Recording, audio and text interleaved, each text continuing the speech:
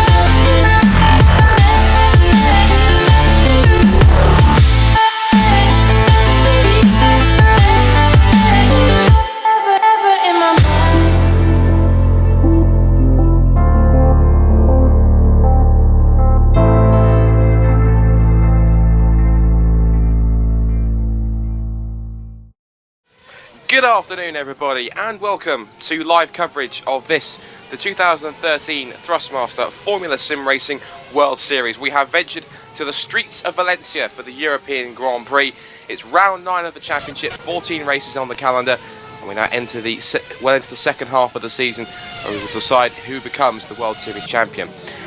Introduced to the commentary team, my name is Scott Woodwiss. At the moment, I'm solo at the moment. I should be expecting Lewis McGlade to join me alongside me in the commentary box. Currently at present he is not alongside me, but hopefully he may show up at some point during this period between qualifying and the race. If he does, of course, I'll introduce him in at some point. But until then, you've got myself riding solo at the moment then.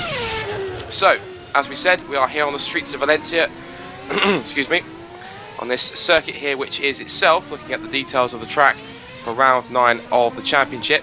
The Valencia street circuit itself is 5.4 kilometers long, 3.3 miles using that kind of measuring system, 25 turns, and the lap record was set back in real life in 2009, sorry, by Timo Glock in the Toyota 138.683. The fastest lap ever recorded around here was by Mr. Sebastian Vettel, 1 minute 36.975, set in 2011.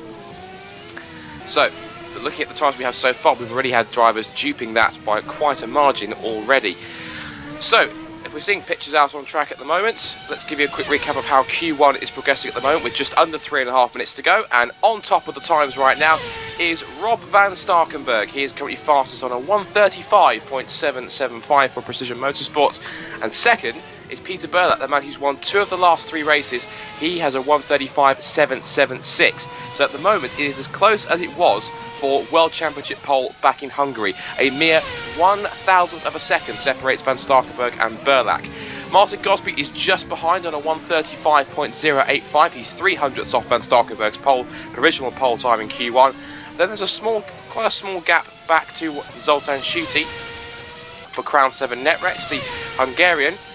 He was 4th place, but he's just been duped by Edouard Malorqui in the second Twister car. He's done a 135.898 to go 0.123 of a second slower than the pole time. Schuti's still 5th on a 135.925, just a fraction under a 10th and a half off the fastest time. And then 6th is Olli Pakala, the Flying Finn, the Hacksport World Series Racing, a 136.170, the fastest man in the 136s at the moment. As we're just speaking there, we have had a change for provisional pole or provisional fastest time in Q1, and it is Peter Burlack. He's managed to pump in a 135.754 to go fractionally quicker and top of the timesheets for Twister Racing.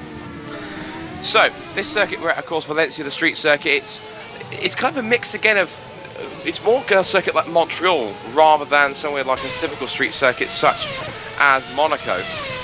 But it's one that doesn't seem to favour many of the drivers both in real and sim racing, and that's reflected in the amount of cars we have in the entry today, because the field is pretty thin. We've only got 18 cars in the registered for the race today, which is quite intriguing. But we do have the main championship protagonists on board. Of course, we've both got the PSR drivers, of course, Adrian Rodriguez and Alex Diaz. We've got management for U Monster Energy. Florian Kohler was looking pretty quick, got his car into the top 10 in practice before we went to qualifying.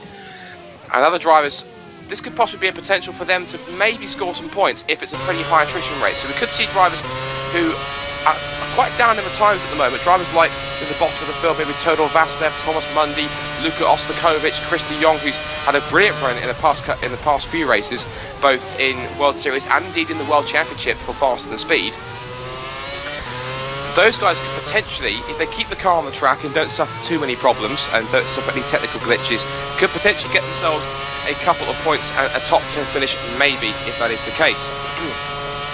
Less than a minute left to go in the session, and it's still Burlak who's top of the times by 21 thousandths of a second. I'm currently watching 6th place Olli Pakala for Haxball Racing. Wonderfully looking car that is, the black and the grey with the yellow accents on there. Of course, Haxball is a sister team to Twister Racing. Makes its way through turn 2. Took too much curve there, and the car sort of had to slide wide a little too much. And this section here, turns 4 and 5, you have to try and attack the curve as much as possible, but the car has kept it off them. And this is a very weird circuit. It's not, again, typical street circuits have very angular corners. There's lots of 90-degree turns. The barriers are very close proximity. A lot of tarmac runoff areas, and of course there's this infamous swing bridge that you get here at Valencia, going across turns 9 and 10. Then the kink of 11 on the first of these two long back straights. We'll see the cars reach speeds over 200 miles an hour, and already in 7th gear, Pakala is going to reach 320 k's exactly, so he touched 200 miles an hour before hardens the brakes for turns 12 and 13, and then through 14 and 15, and then back out towards the end of the second sector. A few other cars still out there setting times. Pakala himself is, let's see what he's doing on this lap due to on my live timing. Pakala hasn't set a personal best so far in this first sector. The second sector will come up, I'm sure, pretty shortly, but we'll see how that comes up in a moment. In fact, he's abandoned the lap, so he's decided to settle for 6th quickest. But of course, the top 10 go through to Q2, and it's a simple 5-minute shootout, single lap that you get for qualifying, one shot qualifying, one single flying lap to see where you can end up on the grid. A few more drivers still out there setting times. I can see we've still got Burlak and Van Starkenbergen, Gosby and Malorqui out there too, Antonio Collarets as well. And Nick Rowland was 10th, but he's just been edged out of the top 10 by Florian Kohler. So doing exactly what he did in practice, but just bumped the top 10, but he's been bumped by Antonio Collarets. So it's all changed at the bottom of the top 10, but the session's finished, and we have our 10 protagonists to go through to Q2. And fastest of those is Peter Burlak for Twister Racing, with Rob Van Starkenberg and Martin Gosby 2nd and 3rd, Edouard Malorqui in the 2nd Twister 4th, and Zoltan Schutte for Crown 7 Netrex, Olli Pakala for Haxball Racing, Cyril Verdmuller for GT Omega, Alex Diaz for Positive Sim Racing, Eros Masculi for Pescara, and then for Venus Project Racing we have Antonio Collarets. So just missing out of the likes of Florian Kohler, Nick Rowland and Adrian Rodriguez. Rather ashamed to see Nick drop out there, but it's pretty cutthroat in qualifying. That just shows you just how competitive it is when these guys get out there on track and strut their stuff. And so we'll wait for these guys to come out. We'll see who the first man is once the green light is on at the end of the pits and the 5-minute session gets underway. So this circuit then, of course, it's situated in Valencia whilst we wait for them to come out. And Valencia itself is a wonderful city, possibly a city that I could potentially want to visit, I guess. It's a city it's a capital of the autonomous community of Valencia, 3rd largest city in Spain.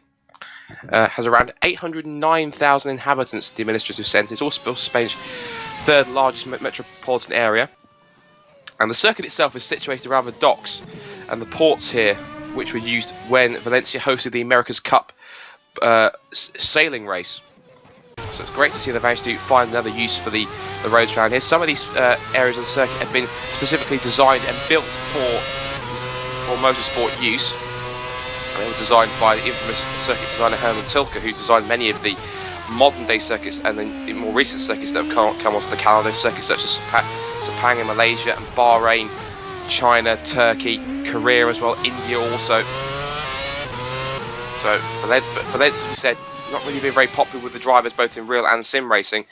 They say it's too difficult to overtake, it doesn't really provide very many overtaking opportunities, and it just doesn't make for interesting racing. Although one of the more significant events at this circuit was of course back in 2010 when Mark Webber had the infamous flying trip when he hit the back of Heikki Kovalainen's what was then called Lotus racing car and was sent on a wild ride, but thankfully due to the safety standards of Formula 1 cars and motorsport today, he managed to get out miraculously unscathed. One of Mark Webber's many flying trips that he's had over the years. Who can forget back in 1999, back at Le Mans, when he was flying in the Mercedes, not once but twice over that weekend, and caused his car to be abandoned. But this is not Le Mans, this is the FSR World Series here at Valencia. Martin Gosby, championship leader, is going to be the first to lay down his benchmark then. And he will start it by just squaring off that final corner. Keeps the car to the inside, and we'll go for a lap with him then. So, very short run through the first corner, but you approach it full throttle, and then using all the tarmac on the exit, brakes 70 metres before the corner, and then through 2 and 3 onto the chicane of sorts, and then heading down towards turn 4, and uses the curb on the inside, dabs the curb on the right, and again uses the curb on the exit 2, and through 6 and 7. The harder the brakes to the end of the first sector for 8. Turns it in, very sharp corner down to second gear. Third, quickly snatches fourth. Holds it in second for turn 10. And back up through the gears once again, hugging the inside wall through the long sweeping curve of 11. The back straight, this will be one of 2 DRS zones in real life. Brakes just at 75 metres and hooks the car in nicely. Missed the apex just a little, but it hasn't lost him too much time, I don't think. There's a car in front I can just see on my screen, can't tell who it is. Now towards the end of the second sector, very tidy through that complex. Just getting so close you almost brush the walls here. And again, just under the banner and braking again at about 80 metres and spots the apex perfectly through turn 18, 17, 18, 19. This sequence of corners here is fantastic. You go through it almost flat out. Kinks come up one after the other, and then you head towards turn 24 and you're braking just on the exit, and then wind the car to this final corner. Again, hold the inside of the circuit against the pit wall and dash for the line. Where will Martin Gosby put himself in terms of time-wise? 1:36.417. Now that's not the fastest time we've seen, especially in qualifying, but we'll see exactly where these guys are going to lay out now. Berlak, I think, he's on his hot lap, finishing his lap right now.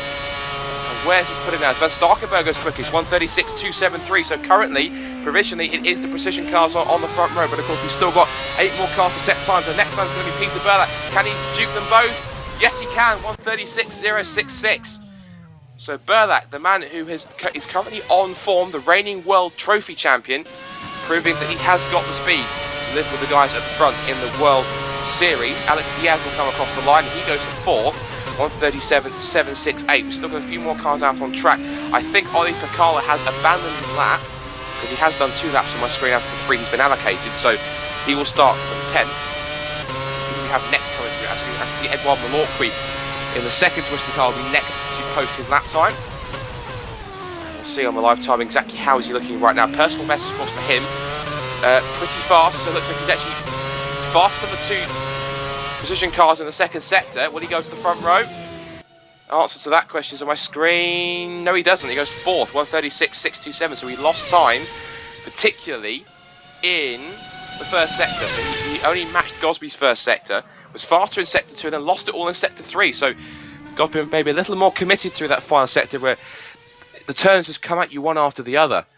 Kolarets has gone to 6th on a 1:39.176. He was possibly held up or made a huge mistake somewhere, lost some time, and that's put him right the way down. So it wouldn't surprise him if he starts on row 5 alongside Pekala. We're still waiting for Zoltan Schutte, who's just gone across on a 1:37.068. He goes to P5, the Crown 7 Netrex. And now, Eros Masculi has gone to 6th, 1:37.489. And Verbula is the last man who's going to be setting a time, although, yeah, Piccolo abandoned his lap. So, the moment, Verbula's time is not that too fast. He's kind of pretty much gone slightly fractionally faster than Schutte's time in the first sector, 25.620 compared to 25.68 for the Hungarian in the Netrex. And let's see as Verbula takes it down towards the end of the second sector. Picks his braking point nicely. Does he? Small lock up there, but he hugs the inside line. Spins up the inside rear as he applies the throttle again, and again he's feeling pretty confident through this section of sequence of corners. The right of 21, 22, 23, 24, and again just to wind on the steering lock and floor the throttle back towards the line, and wherever this time putting then the GT Omega car crosses the line and he goes into 5th position. That's row 3, and he does in fact go quicker than Schutte. So we have our grid then, at least for the top 10, and it goes like this. Peter Burlak on pole by just over 0.2 of a second from the Precision Motorsports duo of Rob van Starkenburg, out-qualifying his teammate and championship leader by 1/10.5. That's pretty intriguing pace there. So Gobby not as quick as maybe he'd like to be, but I'm sure if his race pace comes through, he may be focusing more on the race rather than single lap pace. Edouard Malorqui is going to be there to try and support Burlak. He'll start on row 2 alongside. And then we've got Verbula and Schutte on row 3. Eros Masculi and Alex Diaz on row 4. And then Antonio Collarets and Oli Picala, who aborted his lap, will start on row 5. We'll be back in just 2 minutes with warm-up and then the FSR World Series European Grand Prix at Valencia after a quick word from our sponsors, Thrustmaster. Back in 2.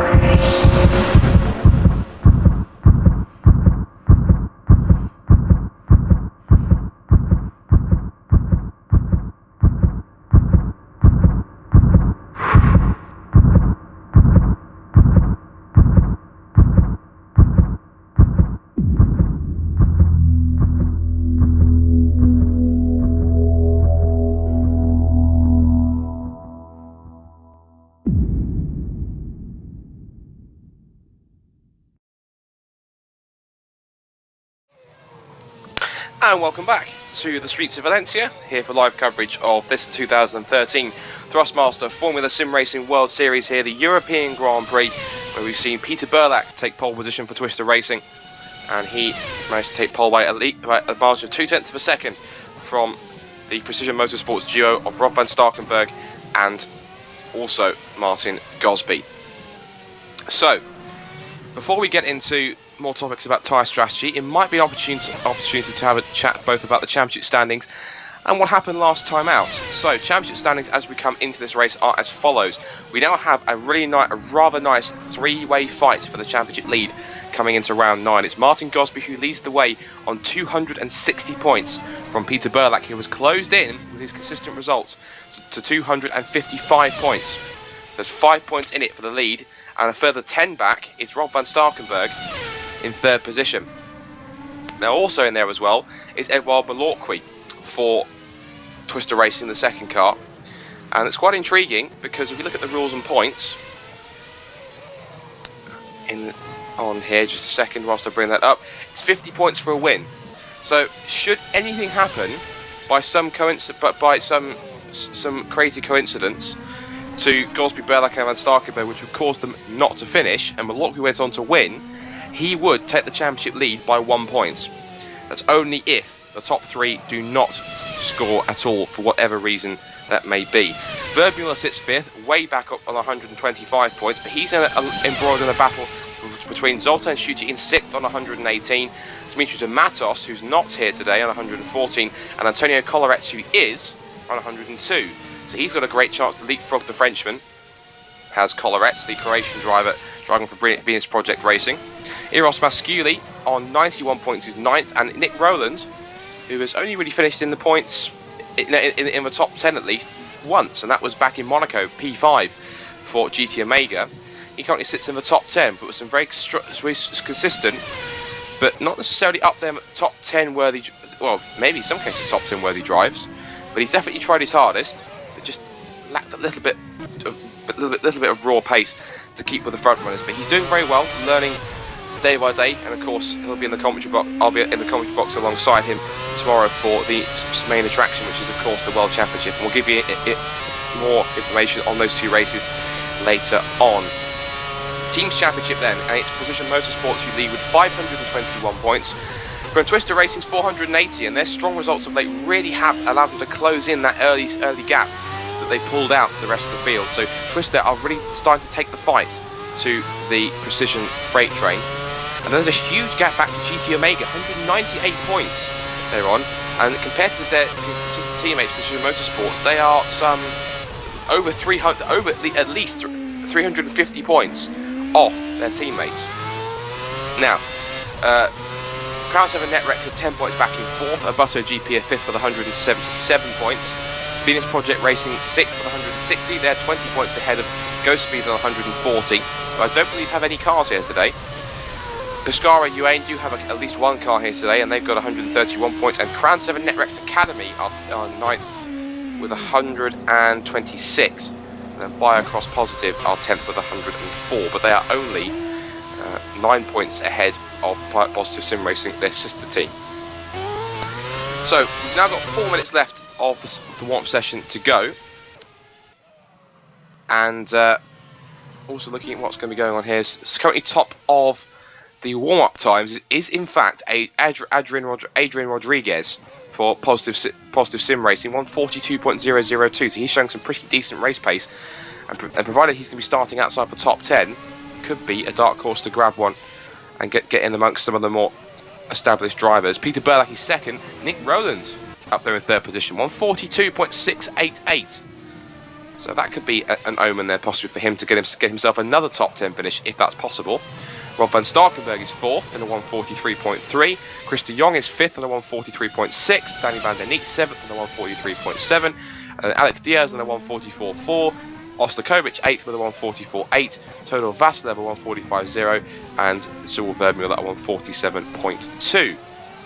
So strategy-wise today then, I've had a chat to a couple of the drivers, and they have said that it's possible that, according to what they've learned and what they've discussed with teammate, that the softs are very good for a good after half of the distance. Now, of course, that's going to be due to the fact that we're running, of course, lower fuel loads as the fuel burns off.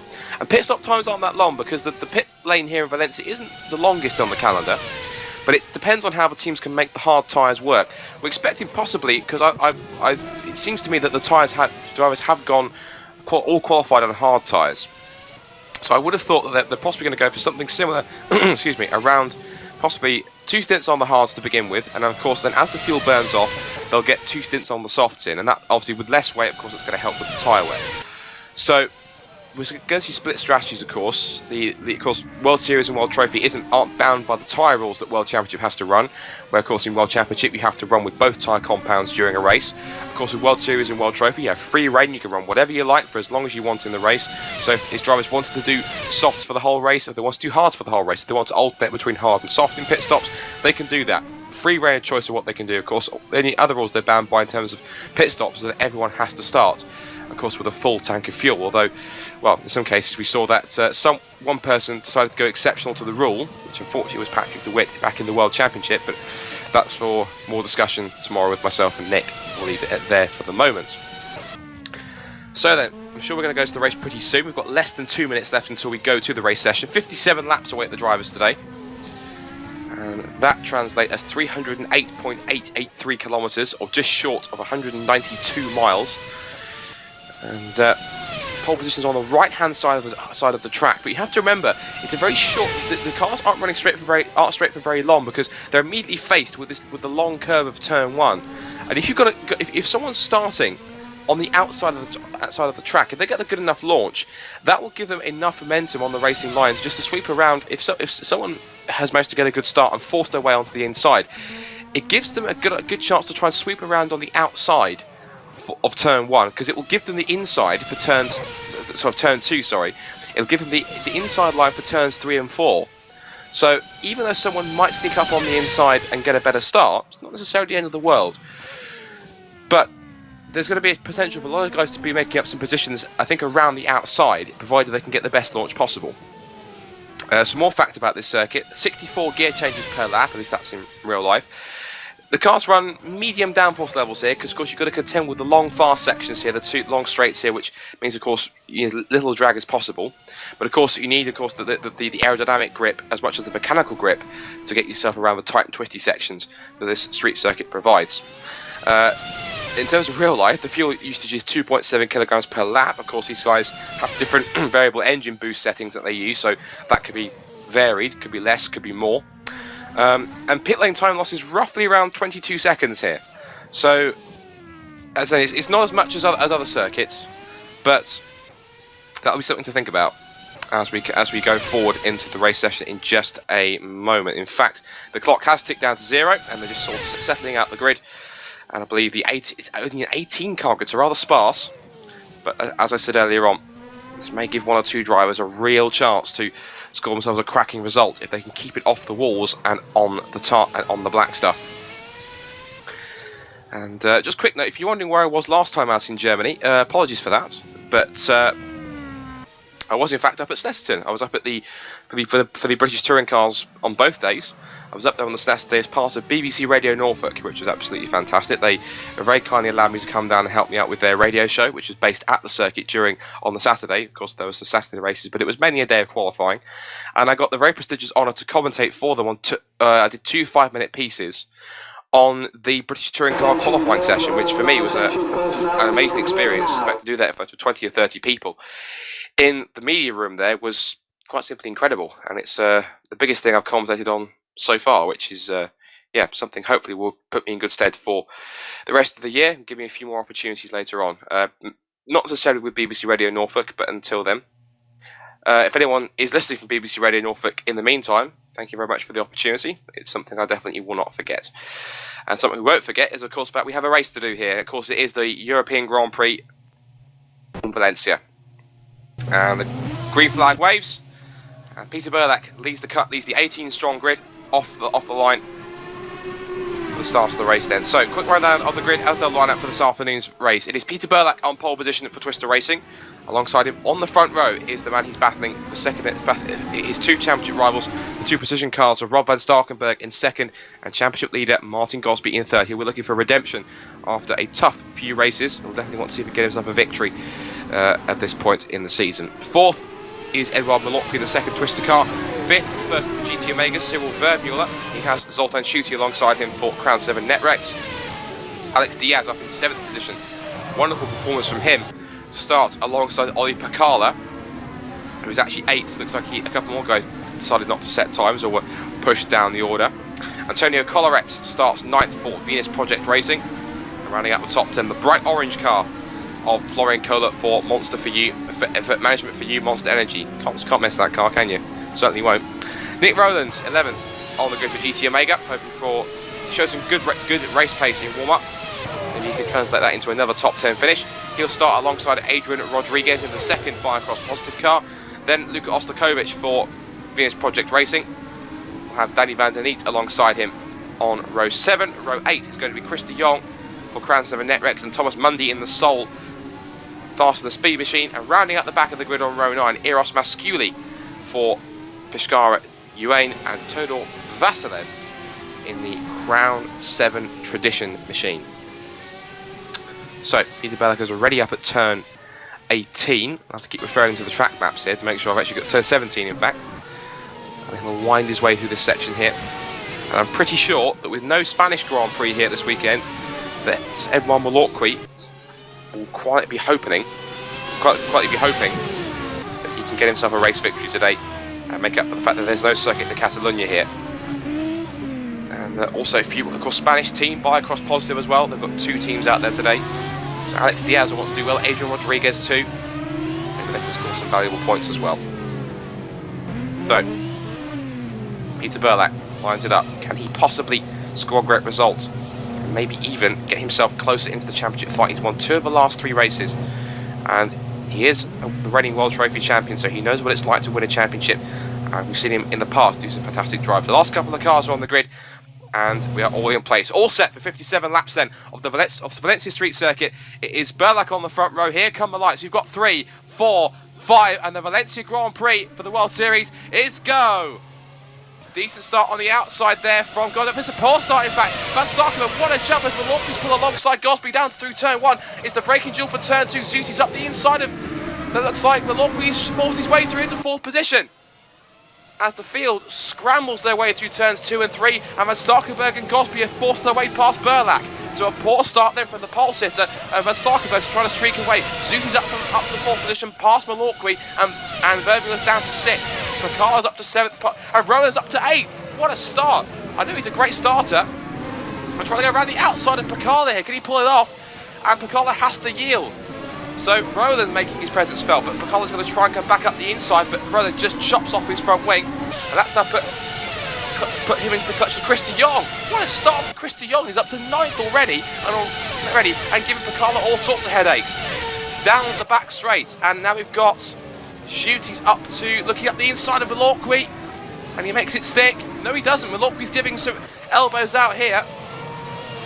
As the outside line, Schutte is up into 4th position, but he's run wide on the exit, and Malotki will try and get a better run as they head down towards the turn 17 hairpin, side by side on the first lap, as Rowland is already onto the back of teammate Verbuehler, as Burlak darting out on the inside of Gosby down towards turn 17. Gosby gives him room, Burlak just edges him out on the exit, and they wind their way back towards the pits for the first time. And that was a key move from Burlak. He had to make that happen, because if he didn't, Van Starkenburg would have driven off into the distance and he wouldn't have made that stick. And Verbuehler's going backwards. Verbuehler's gone backwards. Now, what's their contact? What's happened? Verbuehler is back in 8th. He's out of the race. Now then, what happened there? What's their contact between him and his teammate?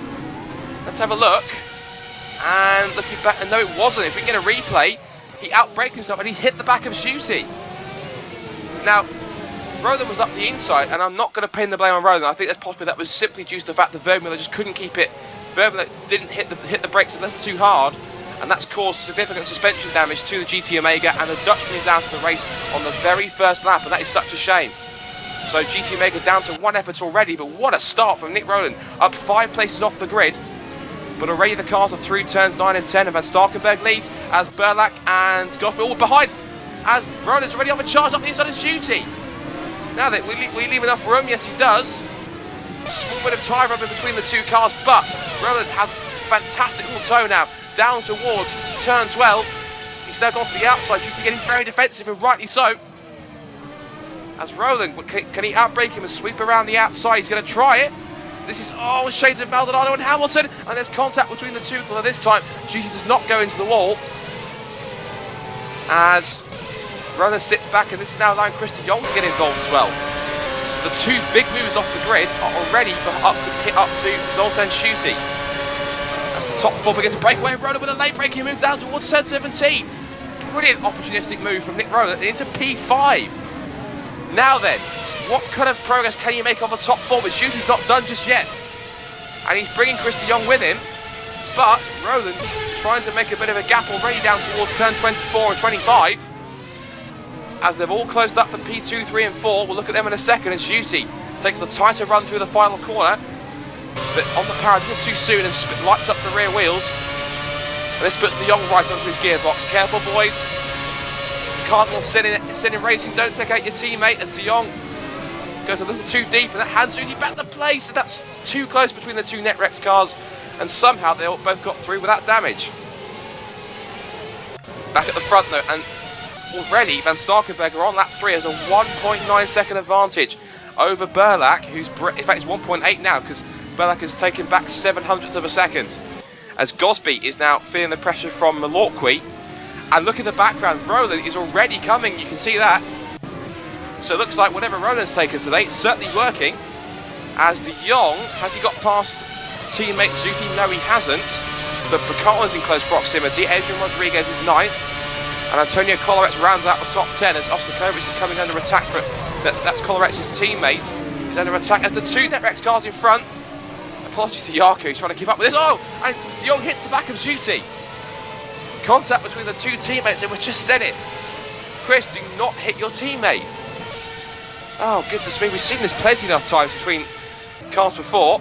As just in front, Milwaukee for P3, trying to go around the outside of Gosby, but the championship leader covered the line well. The Spanish fans will be willing on Edouard Milwaukee to try and get past here, because he knows that Burlak is trying to streak away from Gosby and chase after his teammate Van Starkenberger. The gap is already down to 1.5 seconds, and Roland's closing in too, because he is now only 4 seconds away from his teammate. And what's the gap now? It's 4.1, but the gap between Roland and Milwaukee in P4 is 1.5 seconds. And looking at the lap times last time around, bear with me for a second whilst I have a look. It was 1:43.0 for Milwaukee, and Roland's was a 1:42.8. And he was quicker on the past 2 laps. Was he quicker again? No, 1:43.7. So 2/10 better on that lap was Roland. And how much more progress has he made at the first sector? The gap is now still it's down to 1.3. So I wonder here, Roland could put himself into contention for at least a decent top 5 finish. He'll be very pleased with his pace so far. So down towards turn 12 once again. Very hard braking zone here. Van Starkenberg's got it covered. And Milwaukee's got to round the outside. Milwaukee goes round the outside of Gosby to take P3. I saw that just out of shot. Thank you for Jarko for reminding me of that. It's much appreciated. So, Milwaukee then is on the charge, and he's trying to chase up, and he's now in pursuit to try and follow that of teammate Burlak. And this is not ideal for Gosby. He needs as many points as he can take. If the race was to end now, he would only get 25 points. Van Starkenberg would get 50, Burlak 40, and Milwaukee 30 points.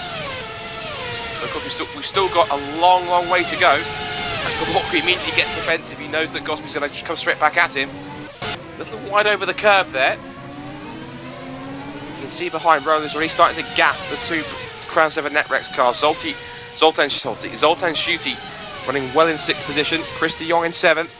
Ollie Pacala is only 8/10 off those two in 8th. And Adrian Rodriguez and Antonio Colleretz still rounding out the top 10. The rest of the order is as follows.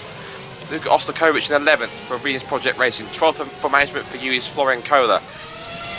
13th, Alex Diaz for Firecross Positives. He's dropped 6 places off the start. He was up in P7, but he has gone backwards so far, so the Spanish fans won't like that at all. 14th, Danny van der Neet. Todor Vasilev is P15 and Eros Masciudi P16. Thomas Mundy is the last of the cars still running, but he's way back down the order. He's down in 17th position and so 41 seconds off the lead. So he's certainly had a mishap somewhere in the first couple of laps. And the only man out so far is Cyril Verbuehler after he hit the back of Zoltan Schutte. And back at the front, Lorquis seems to be kind of giving a bit of a hurry up here to Berlak. He's kind of saying, come on Peter, get on with it. I am seemingly faster. And the fact he's racing his home event will spur him on. As he's up, here he comes, up the inside. And will Berlak give him room? He does, and Berlak has to yield it. Push the cars a little more sensible than Netpex were earlier on. So, Malorqui is now been given the chance to chase after the race leader. To close down the 1.8 second advantage. Can he do it? Can he do what Berlak hasn't been able to do so far? Wait and see. Oh, and Gosby with a huge moment out of the final corner. And lightning reactions to keep that thing from looping around on him. And Berlak just sitting back now, not really interested in attacking, but Malorqui went a little too deep there through turn 2. And that's going to keep Berlak within touching distance, of course. Well, he's right there, in fact. He's more than touching distance. He could practically tag onto the rear end and follow him around. Almost a literal tow. But anyway, the gap's now 2 seconds. Now it's 2.3. So, I've said it time and time again. The harder these cars behind fight each other, the easier it's going to be for Van Starkenburg to make that break. And he's doing that. He's taking full advantage of that just now. And Roland is just quietly but surely sailing up onto the back of sister teammate Martin Gosby. He's only a second back. And I wonder how that's going to play, because Roland's back in 10th in the championship. His best result so far has been exactly where he's running right now, P5. That was back around the streets of Monaco. So Roland seems to have a thing for street circuits. And he's doing particularly well. And I know him personally, he is a fantastic starter. Back in the times I've watched him in the past, he is so good at just dropping the clutch when he wants to. As Malorqui is going again very defensive, and the two twister cars swap positions again. Now, what was that all about? Oh, and Malorqui struggling. Now, has Malorqui got a problem? Because Gosby's all over the back of him, and Berlak is streaking away now. So is Edouard Malorqui suffering with something? Has he got damage somewhere? Has he hit the wall where we haven't seen it? I haven't seen him glance the wall anywhere. And Gosby's up the inside for P4. Roland will watch this and take advantage if he's not careful. And actually, that's given Roland a super little exit onto the pit straight. And I think he might even have a chance in the next couple of corners, but Malorqui's more interested in getting that third place position back, trying to go down the outside. Oh, well, that's never going to work. Gosby too defensive on the under braking. And Roland swarming around, just trying in Malorqui's mirrors, trying to give him some kind of distraction. But Malorqui's eyes are firmly faced forward because he knows he wants to try and retrieve that third position. And Roland won't. He's been opportunistic in the first couple of laps, but I think now he's trying to settle in. I'd like to think he'll just wait. He'll bide his time a little more. He's close enough to mount a charge, but just to be patient, to let things play out and see how this carries on. And of course, if these guys are on hard tyres, they'll go pretty far in. 57 laps, of course. So I wonder when we see the first couple of cars coming through. Zoltan Schutte, meanwhile, has dropped back. He's dropped Chris de Jong. And in fact, de Jong back in 7th has fallen into the clutches of Pacala and Rodriguez. So a nice little 3-car train developing here for P7. Of course, we'll keep an eye on the leaders. No change just yet. Although Malorqui is close to Gosby, but again, keep you posted on that one as Pacala closes under braking for P8. And the rest of the field again rather spread out. More battles going on down the field. I can see that Ostakovic is chasing after teammate Kolarets, who's dropped him slightly. Kola is in P12 ahead of Alex Diaz in P13, as Roland has got past Malorqui. In fact, Malorqui's pitted, so Malorqui into the pits then on end of lap 7. And Rodriguez, I did see a bit of an incident at the final corner, and Rodriguez actually hit the rear of Pacala's car. So Bacala has now dropped a couple of places down to P10. That's allowed both of Venus Project racing cars out in front.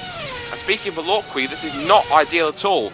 He's pitted and exited right in the middle of traffic. P12, sandwiched in between Florian Kohler and Alex Diaz. But of course, on fresh tyres, cold fresh tyres though, he should try and slide his way through, and he does so. First victim is Kohler. And Kohler, very ambitious there, almost didn't give in the place, but eventually he had to. Thought better of it to try and challenge the man who started on P4 on the grid. So these guys these guys have started on the soft compound tyre. So we'll watch for Malorqui's progress, currently P11 and chasing after sister teammate Ollie Bacala for Hacksball Racing as he winds his way through turn 12. Back at the front, and Van Starkenberg now has a 3.3 second advantage over Peter Burlack.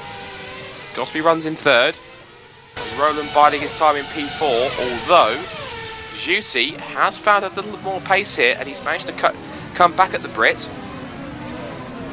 Now then, P7. Van Starkenberg carries on. Burlack does the same, as does Gosby, and so does Roland and Juti. The top 5 at the moment are carrying on. They're happy on the tyres they've got. No, in fact, Roland actually pitted. Roland in for tyres from P4, so he was on the soft compound as well. And we'll see exactly what is his relevant pace. And as he exits, Malorqui sweeps through. So that undercut for Malorqui has worked to at least maintain his gap ahead of Roland, despite the traffic he's had to deal with. He still has sister teammate Bacala and the two Venus Project racing cars to contend with. And I would like to think Bacala's not going to make it too difficult for Malorqui. Does he leave the door open? No, he doesn't. In fact, yes, he does. Just runs a little too deep on purpose. And that gives Malorqui a free pass to P8. Of course, Bacala will now have to deal with Roland on fresh tyres also. Let's look at lap times last time round for the leaders. We'll wait for Malorqui's times as well, of course, on his fresh tyres. Van Starkenberg's last lap was a 1:42.382, so he's feeling pretty comfortable on those tyres. Gosby, in fact, has matched him exactly to the thousandth of a second. So both the precision cars set an identical time to the thousand. 1:42.382 for both cars. Burlack is lapping 2/10 slower. His last time was a personal best, but it's still at 1:42.569. And Gosby's final sector last time around was the fastest of the race so far, 29.3. Juti's at a 1:42.8. And Christy Youngsel and P5 at a 1:43.3. And as for Malorqui, his last lap was a 1:44.7. So that tells me he's possibly gone onto the hard compound tyre. Waiting, of course, for Roland to posted his first flying lap on these new tyres. I'd like to think that he's maybe gone on the hard compound tyres as well, but we'll have to wait and see on that one. So, on to lap 10. We're coming up to 1/6 race distance.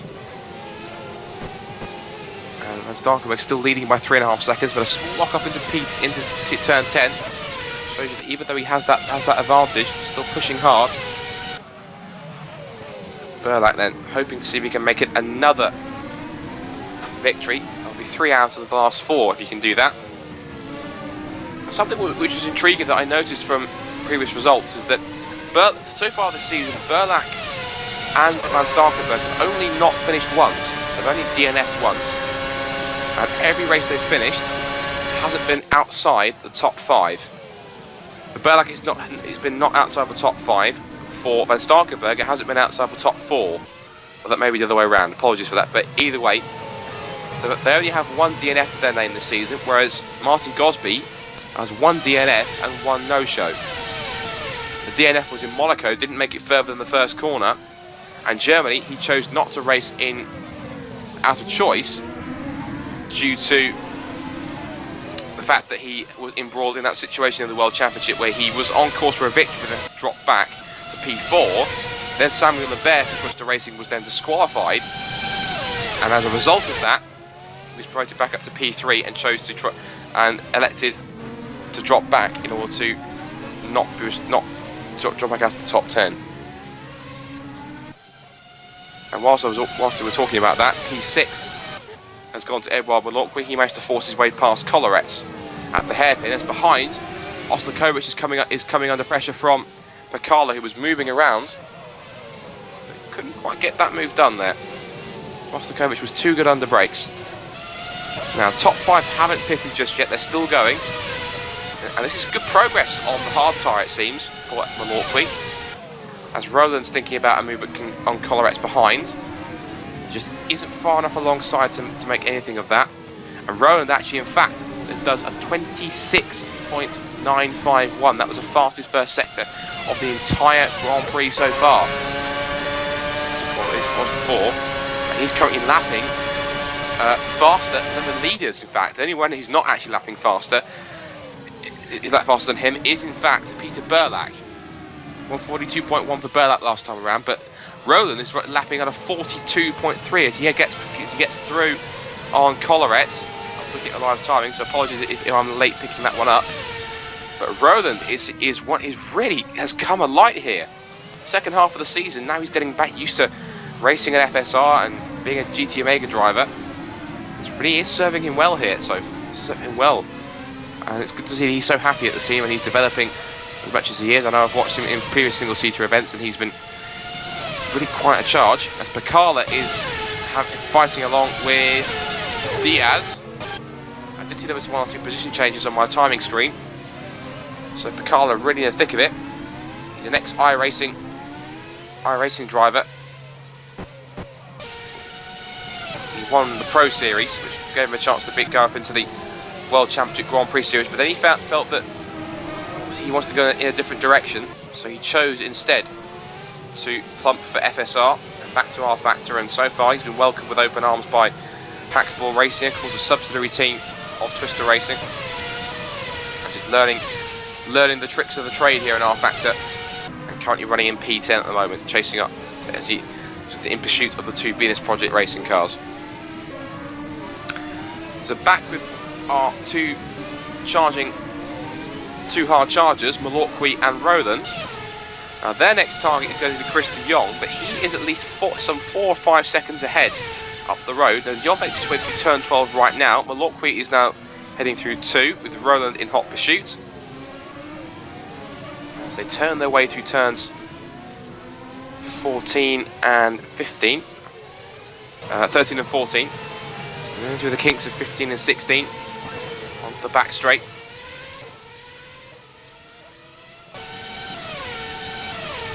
They're approaching 200 miles an hour down this back straight for heavy braking. And then you head through turns 18 and 19, this wonderful winding section takes you back towards the pit straight. And the gap at the front, as we look at that, is 3.7 seconds, and we haven't seen any of them come through just yet. Top 5 still happy on the compound they're running. Suggests that they've gone for a hard tyre stint already. And Pekala again has just got past Ostakovic in the meantime, but the Slovakian's not done. Feels he's got another opportunity to try and get past. And Pekala has now split the 2 Venus car.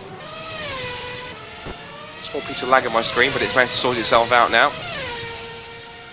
Let me look at lap times quickly on my screen if we've got that in the background. And the man who's currently lapping the fastest lap that time around was, in fact, again, Rob van Starkenburg, 142.017.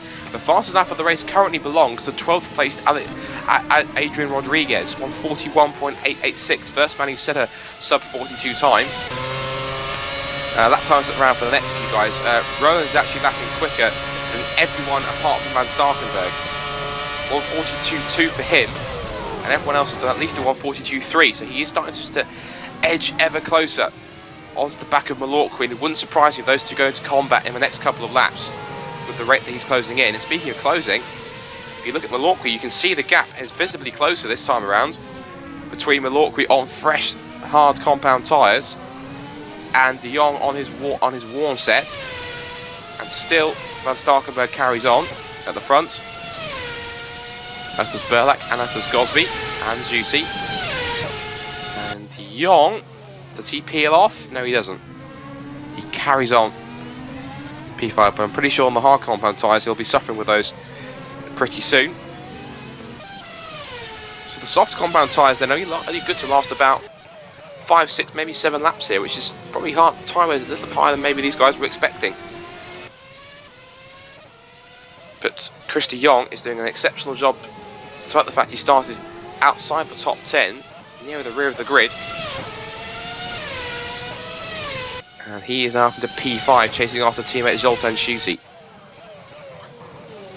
And the gap between him and Malorqui is now only 9/10 of a second. And remember before, merely a couple of laps ago, it was only, what, 5 seconds? And lap times last time round, I think the proof is in the lap times, because de Jong's last lap time was a 1:43.9 compared to Malorqui's 42.0 and Roland's 42.1. And this time around, out of the 3 of those guys, Malorqui was the quickest in the first set. 26.9 from Malorqui, 27.0 from Roland behind, and 27.1 for de Jong in front. And I'm sure de Jong at Netrex will be on the radio telling him to be careful in his mirrors, make sure there's no problems whatsoever. And de Jong, he always has a knack for being a very good starter, like Roland has. He manages to make his way through the field, but then he seems to drop off after the opening laps, as Pikala and Ostakovic once again battling. And it's now put Rodriguez involved as well. And there's a bit of a shoving match going on behind Ostakovic, as Rodriguez tries to go around the outside on the curb, and Alex Diaz, his teammate, could come in for support here. This is for P10, and is Rodriguez going to try it up the inside? Yes, he does. A late braking manoeuvre, but he's gone too deep on the exit, runs over the curb, and it's just easy pickings. And Rodriguez has lost it. Rodriguez into the wall, and I think he was too eager to get back onto the power. He knew Pikala was alongside, and he's run too deep. As Gosby has he pitted? I think he has pitted, in fact. Yes, he has. So Gosby's pitted on the end of lap 13, whilst that was all going on. So first of the major front runners, apart from Malorqui, in fact, to pit. And speaking of Malorqui, he is now on the rear wing of Chris de Jong.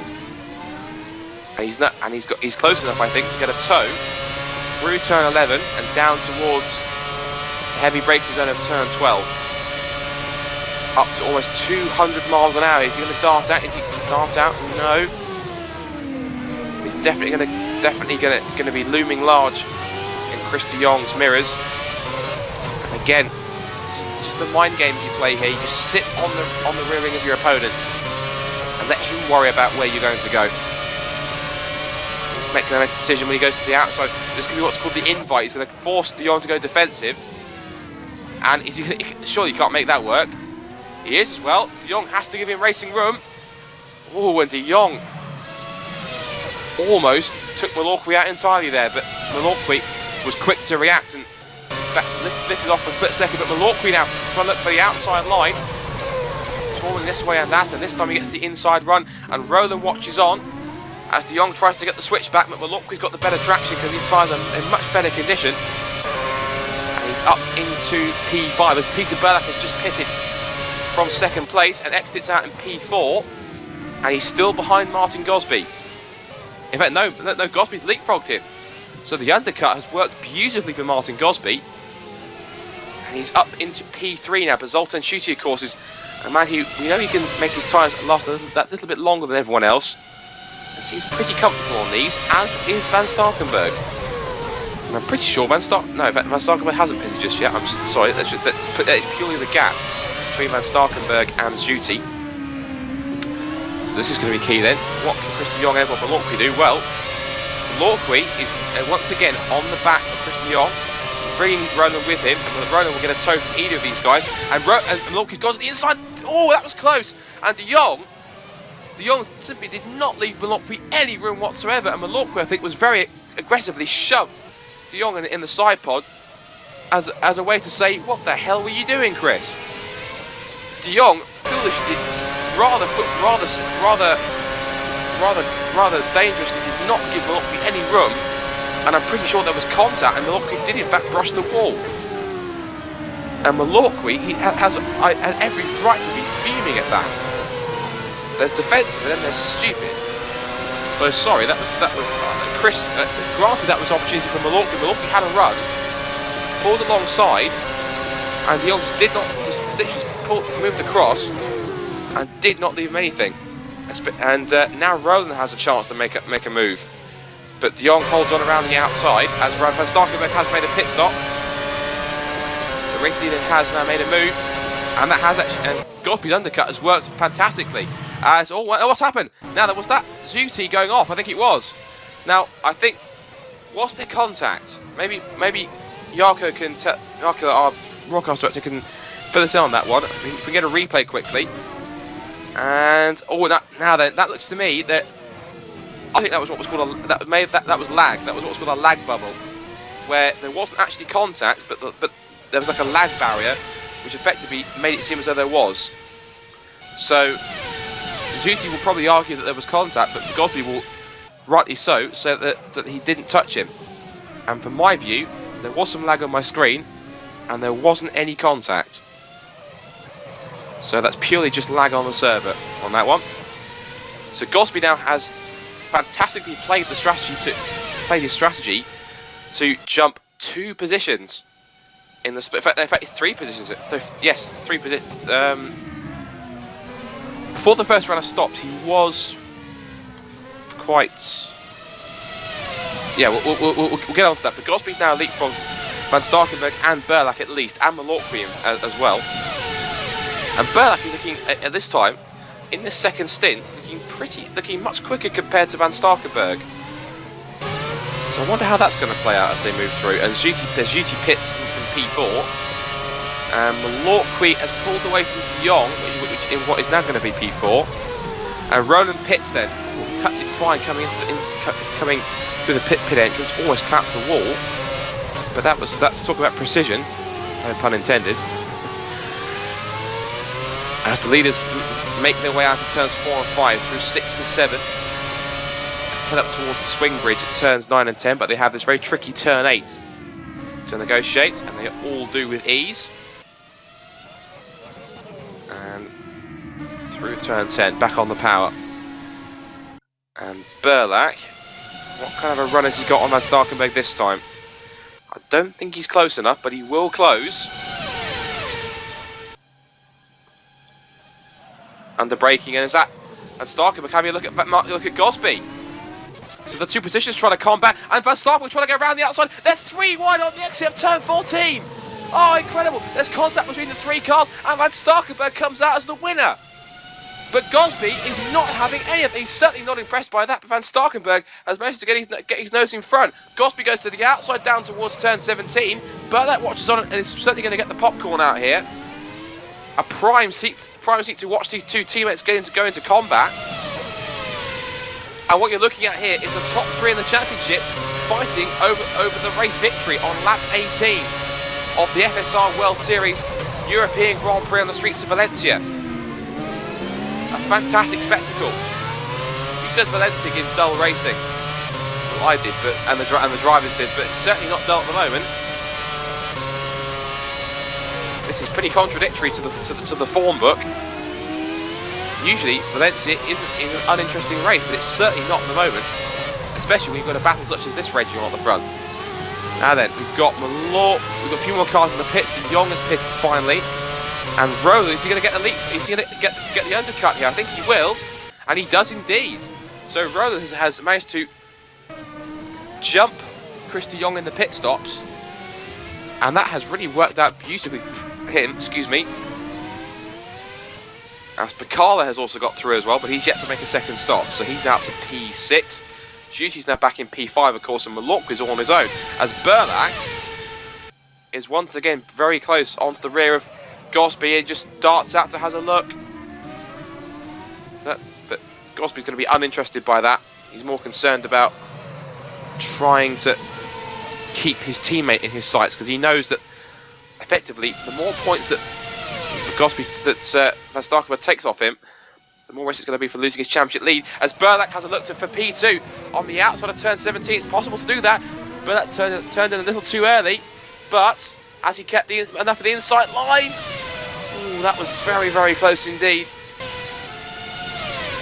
But Burlak is giving all sorts of pressure to Gosby, and Gosby's not one to give into it too easily. But Burlak will certainly just keep on applying the pressure, and Gosby will just sit there and absorb it, because he's very good at doing that.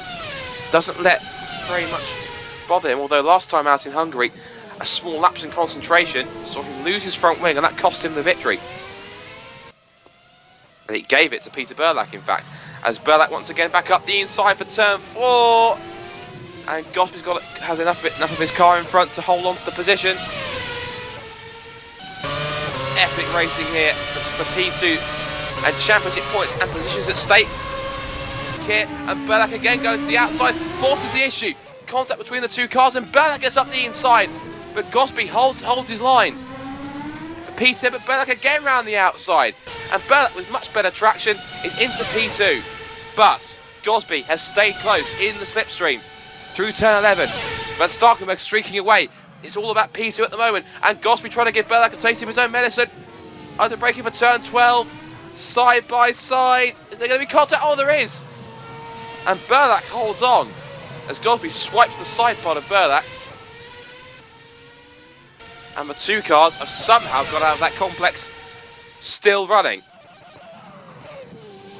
You can hardly take your eyes off this, as Gosby again doing that, just pulling out just to try and force Burlak to distract him, and looking in his mirror, seeing exactly where he is, and in the hope that by doing so that will force Burlak to misjudge his braking point or turn in too early and ride across the curb and force some kind of mistake from the Croatian. But Burlak knows what it takes to win a championship. He is the reigning World Trophy champion. Gosby's yet to do that, but he currently has point advantage over this man in the championship. So it's P1 and P2 in the drivers' standings are going at it toe to toe for P2 in the race, and the man who's P3 in the championship is currently P1 on the road. And in fact, if he actually wins this race, if it stays at how it is, working out the points, as we're going to keep an eye on what's going on between second and third. If it stays as it is, working this out, so Van Starkenburg will gain 50 points. He'll be on 295. Burlak will go on to 40 points. He'll be on to 295 as well. So it'll be equal between Burlak and Van Starkenburg, and it'll be 290. So if it stays exactly, if this finishes how it is, Burlak and Van Starkenburg will be a tie for the championship lead at 295, and both will have a 5-point advantage over Gosby, who will drop to third. So it is a lot at stake here. Gosby has the potential to lose 2 spots in the championship if he doesn't do something quick. We're on lap 21 of 57 here on the streets of Valencia. Round 9 of the 2013 Thrustmaster Formula Sim Racing World Series. And it is currently Rob Van Starkenburg who leads by 3 seconds from this awesome scrap for second between Peter Burlak for Twister Racing and current championship leader Martin Gosby. But as we just explained, that could all change by the end of this race. Looking back, Edouard Malorqui doesn't seem to be making any inroads on the top 3. So not really enjoying this set of tyres, as Gosby's in again for the second time, and Van Starkenburg. In fact, it is Gosby that's pitted. Van Starkenburg is carried on. So Gosby makes a second stop, and that must have been a stint on soft tyres. And Malorqui sweeps through sweeps through turn 1 and takes P3, but Gosby's on much fresher tyres now, so he won't waste time to get them up to temperature. I'm pretty sure that Malorqui will do everything he can for the moment to try and make things a little more difficult for Gosby, although that might be quite short-lived, as here comes Gosby already through turn 7 and feeling brave around the outside. He's done it so many times before, but Malorqui firmly shuts the door. But Malorqui has to give him room, and still Malorqui stays in front. But Gosby's got his nose up the inside, and the better traction of those fresh tyres has easily given Gosby the run. Although Malorqui's coming back at him though, better straight line speed, and Gosby darts in to get more of the slipstream, and almost outbreaks himself into turn 12. More contact between the pair of them, and Malorqui gets a nudge, and Gosby's through into P3 again. Now then, Malorqui will stay in the tow if it's possible. Is there going to be an attack here? Is he close enough to try and have a look? The answer is yes, he's close, but Gosby has got that line covered. Now, meanwhile, Van Starkenberg has carried on in the pits. They get carried on in the lead. Berlak has now plenty of clean air and has brought the gap down by another 10th. But I fear the time he spent battling with Gosby has allowed Van Starkenberg just to get a bit of a cushion. And maybe in some cases Gosby realises that Van Starkenberg has better race pace and is kind of he's always kind of relinquished the victory to Van Starkenberg here. Because of that pit stop, he's now 14 seconds back. Then, of course, he'll start to claw these two back, start to reel them back in. Now that he's just made his third stop of the race. And back behind the top four, Zoltan Schutte is comfortable in P5. Some 2.5 seconds behind Malorqui. Nick Rowland's having a quiet race now into P6, but he's now almost 5 seconds ahead of Chris de Jong in P7. 8th and 9th are the two Venus Project racing cars of Colorets and Oslakovic. Alex Diaz is giving Spanish fans something to cheer about with a top 10 run so far for Positive Sim Racing. And so far, only the one DNF, and that came, of course, on the first lap. And still with Verbula hit the back of Zoltan Schutte's Netrex up at turn 17. And that unfortunately caused major suspension damage as well. And the Dutchman was left with no choice but to retire from the event. So, what's going on back at the front? Well, Berlak has closed in the gap again by another 10th on this lap so far, to 2.8. And this time around, these two are comfortable, still pounding round. Lap times this time around then. So Van Starkenberg's last lap was 140.797. We compare that to Berlak's, a 140.8, so almost 2 tenths quicker on that lap. Because it was a 140.895, so almost 40.9 for Berlak. Gosby's now got the gap to the leader down to 13.4 seconds. Malorqui's fallen back pretty quickly. Already lost 4.2 seconds, already a 4.2 deficit to the championship leader. And Zoltan Schutte's now starting to come back at the Spaniard. And I'm pretty sure that that's going to cause Spanish hearts to sink, because Malorqui certainly is not in a position to win the race. Maybe a podium if one of the top three fall into any kind of trouble. But at this rate, it's not going to happen. And we're not even at halfway yet, so there's still plenty that could happen in this event. Still plenty of time for a few more cars to retire, should that come to pass. It's Nick Rowland back in P6. A 7.1 second gap back to Zoltan Schutte in P5. And what about the two Venus Project racing cars then? It's 8th and 9th, that'll be a solid points haul for them. Colorets not 8th, Ostakovic 9th. And they will gain themselves, in terms of points, 15 points for Colorets and 14 points for Oslakovic. And that will certainly help them in the Teams Championship, of course, as well. Which I did just have on my screen, but I've just deleted it. So I'll bring the link back up on that one. And let's have a look. So Venus Project Racing are currently 6th in the standings, and this haul of points will almost certainly help them jump into. They'll certainly get 5th position in the standings, because they're only 17 points back on Erbuto GP. As for Crown 7 Netrex, well, they've only got one car still running, but it is Nick Rowland, and he is in P6, which will give him 18 points. So actually saying that, in some ways, I don't think that GT Omega are safe here. So Crown 7 Netrex are safe here either. Well, we'll have to see, because Crown 7 Netrex are only 28 points ahead. And these guys will score 29. So in fact, no, ignore that. They will leapfrog Erbuto, but they won't leapfrog Netrex, because Netrex at the moment are holding steady very nicely in the point standings in P5, P4 and in P7. Which is a lovely haul of points for them as well. But back at the front, and the gap is now 3.2 seconds. So Berlak is just giving Van Starkenberg in his sights, but falling away a little bit. There's a bit of an oversteer moment from Burlak, and there was also a lock-up from Van Starkenberg in front. So, as I said before, gives you some idea of just how hard these guys are pushing. Van Starkenberg to maintain his advantage, and Burlak to try and close it. And he comes onto the pit straight as he's into the pits. So Rob Van Starkenberg feels he has to change for tyres, as does Burlak. So Twister are covering them off. So P1 and P2 are into the lead, and Gosby looks like he'll sweep through into the lead. Van Starkenberg has left the pit box. Burlak does so now.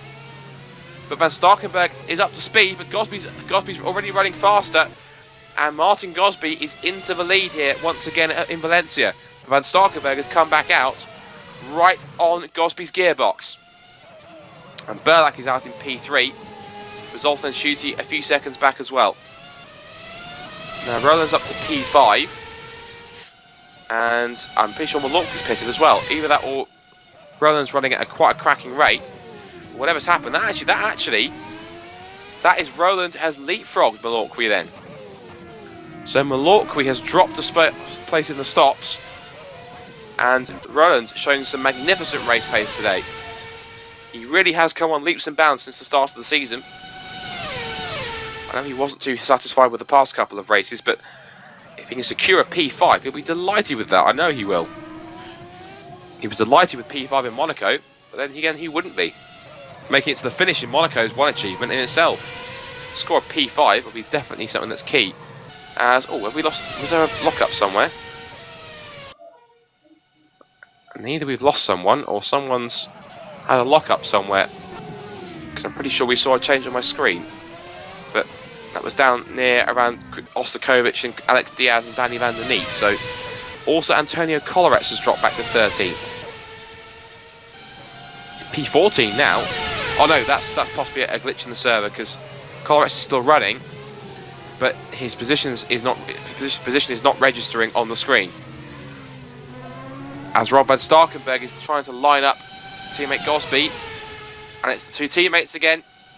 They're going into combat as Collarets once again reappears on my time screen as P8. But the more interesting event on the track is these two.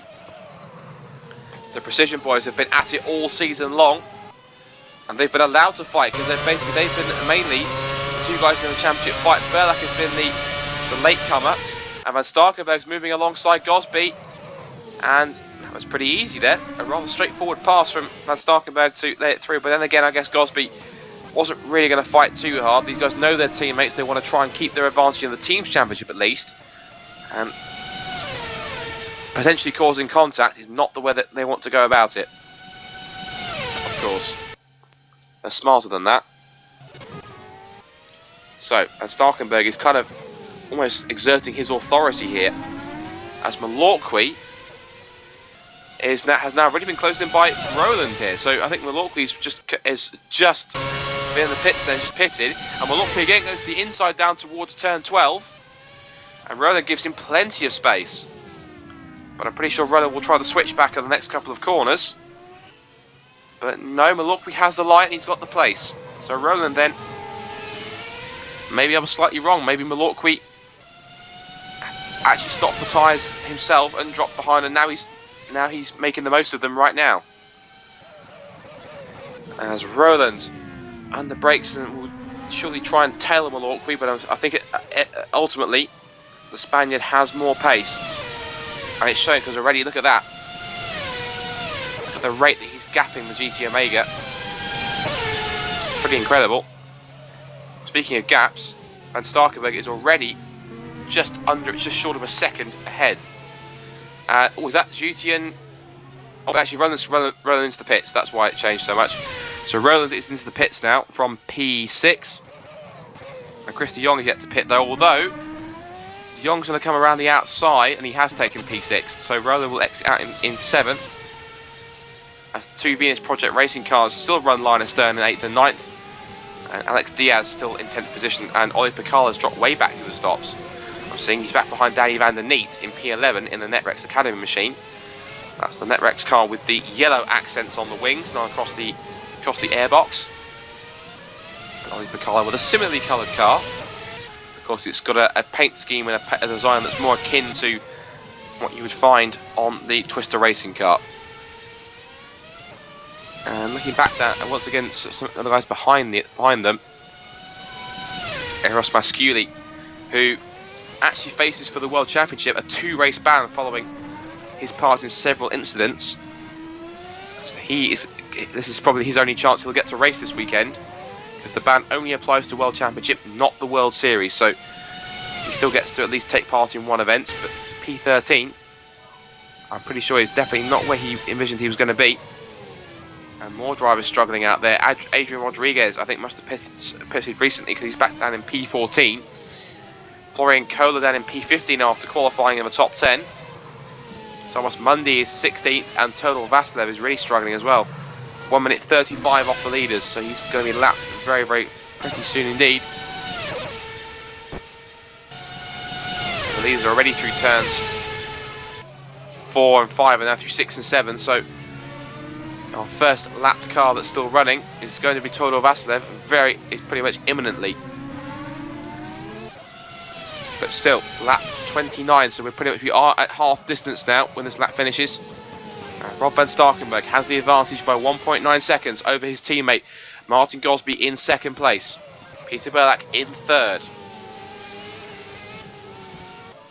So now the championship situation as it stands is Van Starkenburg would still have 295 points. Gosby would go on to 300. And Burlak would go on to 285. It's amazing what one position can do, isn't it?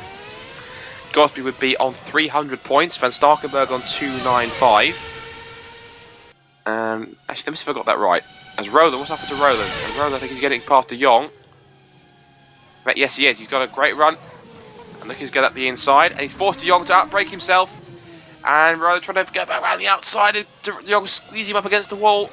He's doing it again. This time he's kind of learnt his lesson. And this time it actually gives enough room in an overtake. Rather than his rather rude attempt to defend from Malorqui, in my opinion. Let's not let that cloud judgment, if I can get my words out. So Roland is once again flying on fresh tyres. And we'll have to keep track of his pace relative to Malorqui in P5. Is that Gosby in the pits? I'm not sure. Replay, yes it was. So Gosby back in again. I wonder if these guys are going for a lot of soft tyre stints here, because they're coming in relatively soon. Oh, and Gosby, either that was lag, or I'm pretty sure Gosby's left-hand wheels ran over the pit exit line. Now, if that's the case, of course, Gosby will get a penalty for that. But I'm not sure how that showed up on Jarko, our broadcast director's screen, whether or not he saw that as in the same light. But I'm pretty sure if that wasn't lag, Gosby's left-hand side tyres went across the pit exit line. And that, of course, is not allowed. So that could be pretty intriguing, whether or not that comes to pass. And, of course, Zuti, depending on how close the cars behind are, that could potentially cause a bit of a shake-up in the championship standings all over again. So we'll keep an eye on that one, see what happens. Anyway, Van Starkenburg is the race leader once again, and he now is into as the battle for P9 going on. And it's Ostakovic and Diaz side by side. Ostakovic gets the run through but runs too deep, and Diaz gets the switch back on the exit. And it's Venus versus Biocross.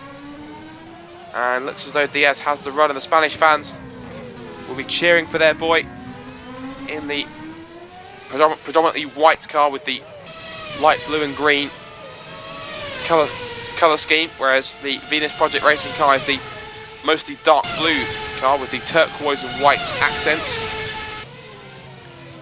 And now Alex Diaz is the meat in a Venus Project Racing sandwich. And Ostakovic isn't done just yet, because it looks like as though I have something to say about that in the next few corners. And he's close enough, but again, he's not far enough alongside it. Ostakovic just had to stand on the anchors and almost looped his car around, but managed to just salvage it and ended up with going a little too deep. That's lost him a couple of car lengths. to the leader in front. Lap 31 now of 57 here in Valencia. And Rob van Starkenburg still has the lead by 3 seconds from Peter Burlak in second. Martin Gosby, who has just pitted again, runs in P3. P4 is Zoltan Schutte for Crown 7 Netrex. P5 is Edouard Malorki for Twister Racing.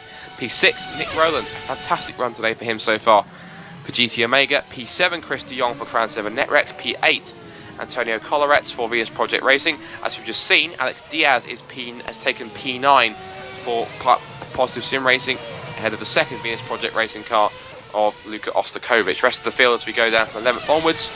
Danny van der Neet is 11th for Crown 7 Netrex. Oli Pekala is 12th for Hackspall Racing. 13th, Eros Masculi for Badti Pescara Uain. 14th is Adrian Rodriguez for Positive Sim Racing. Florian Kohler in 15th for Management for U Monster Energy. Total Vasilev has actually got ahead of Thomas Mundy, it seems, at the back of the field. So Vasilev 16th, Crown 7 Netrex Tradition. And Thomas Mundy 17th for Faster Than Speed. And one single retirement from the very thin on the ground, rather sparse 18-car grid here at Valencia. And is Cyril Vermeulen out on the very first lap after hitting the back of Zoltan Schutte's car. And in fact, Thomas Mundy has become our second retirement because he is out of the race with suspension problems. So he's obviously whacked the wall somewhere. That's bent the steering arm or one of the traction beams on the car. Or suspension mounts, and that has caused him to call it a day in the pit lane. So Faster Than Speed's one and only representative here in this race is out after 30 laps. And looking back at the front, what's interesting is that Burlak is lapping slightly quicker than Van Starkenburg, but not quick enough. Currently has Total Vasilev just in front of him as lap traffic, and I wouldn't suggest that he's going to make too difficult. And he doesn't, but Vasilev could have possibly gone a little wider because he didn't leave too much. But didn't leave Vasilev too much room on the exit, so that will be quite interesting. In fact, he lost a couple of tenths trying to get past him because 2.9 seconds is the gap now between the two. As Van Starkenburg, I'm pretty sure as he went into turn 4, excuse me, kind of used the brakes more set to the rear because I'm pretty sure his car kind of stepped out a little from the rear, but that kind of helped to turn the car through turn 4. So good setup work there from these guys. Quick look at how it's looking out on track in terms of temperatures. It's 27 degrees ambient temperature, track temperature 35 degrees. And of course, as we don't use any plugins for weather, of course, it's a lovely sunny day here in Valencia. And rather warm as well. 27 degrees out there, as you'd expect in a country like Spain. And anyway, Van Starkenburg continues to lead, of course, gaps back down to 2.7 seconds, so he's taken about a tenth and a half out of the lead. And what of Nick Rowland back in P6? He is some 9 seconds back behind Edouard Malorki currently. And now we're getting to the point in the race where there's not too many on-track battles. It's more a case of pit stop strategies where it's mostly going to be won or lost. And so far, Precision have the measure on pit stops, and Gosby seems to have, in terms of the pace to pit stops ratio, seems to be in the best shape because he's only 8 seconds off the lead, and he will take full advantage when Van Starkenburg and Burlak have to pit again. So he's putting in an incredibly impressive display of strategy here and turn of pace, because Gosby didn't set any time with the warm-up. Excuse me, and hasn't stopped him from showing his true colours out on track in terms of just how fast he can go. And we know how fast he can go. Now, since he's joined Precision, he's put in some fantastically dominant drives in the World Series. Most notably, cannot forget Canada. He was absolutely blitzed. He blitzed the field and won by an incredibly clear margin. I think it was almost 30 seconds he won by. Simply staggering drive from Gosby. And we know just how quick Gosby can be, because he's raced in the World Championship. He's a very quick driver in himself. He's learnt a lot since he's come to Precision. And he's on his day. He's even had the potential to race with and run faster than Bono Huis. It is just a shame that he has both World Series and World Championship on his plate. And I think it's pretty sure that Gosby will want to get the World Series title out of the way first, if he can mount a strong enough charge in the second half of the season to maintain the lead that he has, to win the title, and only then, I'm sure, will he think about any more World Championship outings. As I can see, Florian Kohler from Management for You Monster Energy has just pitted, and he exits out still in P15, and now a lap down. And he becomes only the second car currently still running that is a lap off the leaders. And Gosby really is finding some more pace pace on this. I think it's fourth set of tyres, because he is now bringing down the gap to the lead by at least about a tenth or two per sector. And it's come down by a further 2/10 in sector 1. So more impressive stuff here. As we now continue on through this race. Still some 23 odd laps to go here in Valencia.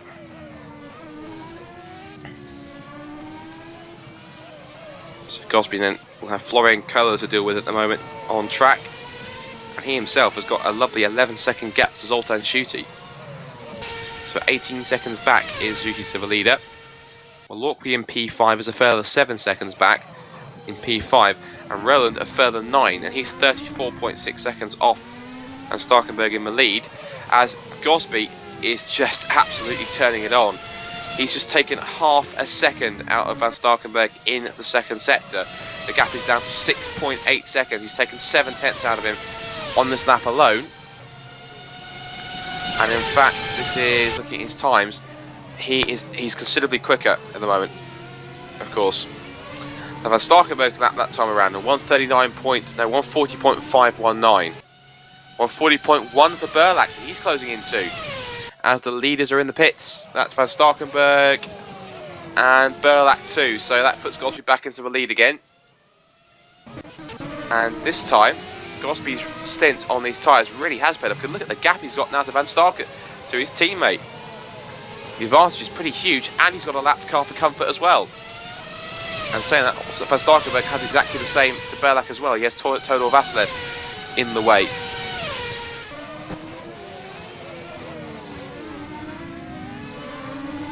So obviously it's all eyes on when Gosby will pit again. And Berlac has managed to get out with still a nice advantage over Schutte in 4th. Lorqui back in P5 appears to have pretty much built up a nice enough cushion to prevent any kind of challenge from Nick Roland, I would have thought, because the gap is now 10 seconds, or nearest makes no difference. It's more than 9.3 in fact. So Roland's now doing incredibly well to hold on. And Gosby has a 3.9 second advantage, 3.8 in fact, pretty much. But so we'll see how he chooses to play this out. And this surely must be a stint on the soft tyres again. The pace that he's setting is pretty electric. Fastest second, Berlax immediately making use of those fresh tyres. Fastest second sector of anyone, 44.0. He's 9/10 quicker than Gosby, and 3/10 up on Van Starkenberg, whose second sector was a personal best. And in fact, Berlax's last lap times around, Gosby a 40.1, and Starkenberg a 40.4, and Berlac a 39.916. So he really is closing in. He's managed to close in a little bit more in the pit stops, and he's managed to close in the gap down to a second and a half. And again through the first split. And Starkenberg closing in once more on his teammate. He was 8/10 up. Oh, but Berlac's even quicker. He's a full 1.1 seconds quicker than Gosby in sector 1, and a further 3/10 up on Van Starkenberg. So Berlac, the three leaders are separated by 4.9 seconds. Covers the top three. top 3 in the race, a top 3 in the championship as well. Not in the same order though. Gosby currently is the leader. Van Starkenberg is P3 in the championship, and Berlak is second in the standings. But that certainly could all change in the blink of an eye, depending on how the pit stops shake out. And I'm pretty sure that Gosby will have to switch back to the hard tyres very, very soon. I wonder how many more hard tyre stints he can put up with before he has to make the call. Now then, last time around, 40 in the second sector, 45.0 for Gosby, 44.4 for Van Starkenberg, and a 44.3 for Berlak. So they really are starting to tear into his lead. And they're all together on the pit straight, in fact, you can see them. And it's now 2.7 seconds the gap between the three of them. So Van Starkenberg and Berlak really making the most of the soft tyres, as Gosby did earlier on, to start closing them down before they made their stops. As I think Roland's pitted again, because he's now lost a place to Zoltan Schuty. In fact, no, Schuti's actually got out. And Roland, what's happened to Roland? Oh, Roland's in again. Sorry, my apologies for that one. So Schuty he's just pitted, and it actually looks like he's leapfrogged Roland in the stops. Or in fact, no, Malorqui's got past Schuty, that's what it is. Sorry, I'm getting confused. I was looking at lap times, and a 40.4 for Gosby, a 38.4 for Van Starkenberg, and a 38.3 for Berlak. So it's now 1.4 seconds the advantage. Well, 2.7 in fact, it's closer than that, 2.2 indeed. And Van Starkenberg is now lining up Gosby once again. And even though they're teammates, they're championship rivals, so effective position, as I've said to them, you can race, just don't take each other out. Because of course, not only are they racing individually for a drivers' championship, it is the constructors as well they've got to think about too. And they know Berlak's involved, they know Berlak's close too. So Berlak has slowly but surely been chipping away at Van Starkenberg's advantage. And I wonder if Van Starkenberg gets held up too much here as Gosby does in fact pit. So Gosby pits once again. And this has now given Berlak a prime opportunity to have a go at possibly taking the lead again on track. Berlak is now less than a second away. It's 0.830 of a second between the top two right now. Now Gosby will exit back out in P3, quite the way ahead of Malorqui in P4. And Van Starkenberg, what is the gap between Van Starkenberg and Berlak? Because Berlak has been lapping quicker. It's down to by another 0.08. And you can see how close it is. Berlak can smell his fourth win in 3 races, and Van Starkenberg will know the pressure he's under. He knows fully well that if he lets this lead go, then of course Berlak can potentially take the championship lead. He's second in the standings at the moment, 5 points behind Gosby, who now currently sits in P3, but 10 seconds back. Berlak closing again under braking. 13 and 14 they go.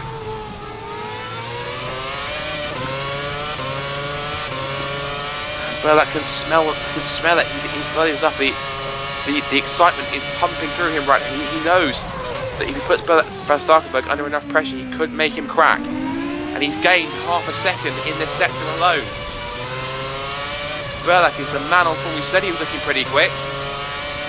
Van Starkenberg is no longer the golden boy at the moment. He's not the fastest man on the track. It's the man directly behind him. And it shows. Into the final corner once again then. To start lap 40 or 57 inside the last 20 laps. And lap time last time around then looks like Van Starkenberg, Berlak was quicker by 0.2 of a second. So a 39.1 for Van Starkenberg, a 38.9 for Berlak. Gosby today, it's a 27.7 final sector. So Gosby's charging now. This is too close to call, I think. I'm not sure how I can call this one. As Malorqui's pitted from P4, that gives Schuty the place back for Crown 7 Netrex. As Berlak is all over Van Starkenberg once again. How good was the traction out of turn 10 through the long sweep of 11, and Berlak in the tow. Van Starkenberg will go defensive, but no, leaves the door straight open, and Van Starkenberg will try and go around the inside, but Berlak's done enough. Oh, Van Starkenburg had to slam on the brakes there because Berlak cut straight across the nose of the Precision, and it gives Berlak the lead once again. So Berlak, effectively, he leads really for the first time since he started on pole. Because surprisingly, even though he started on the clean side of the track, he didn't get the best start.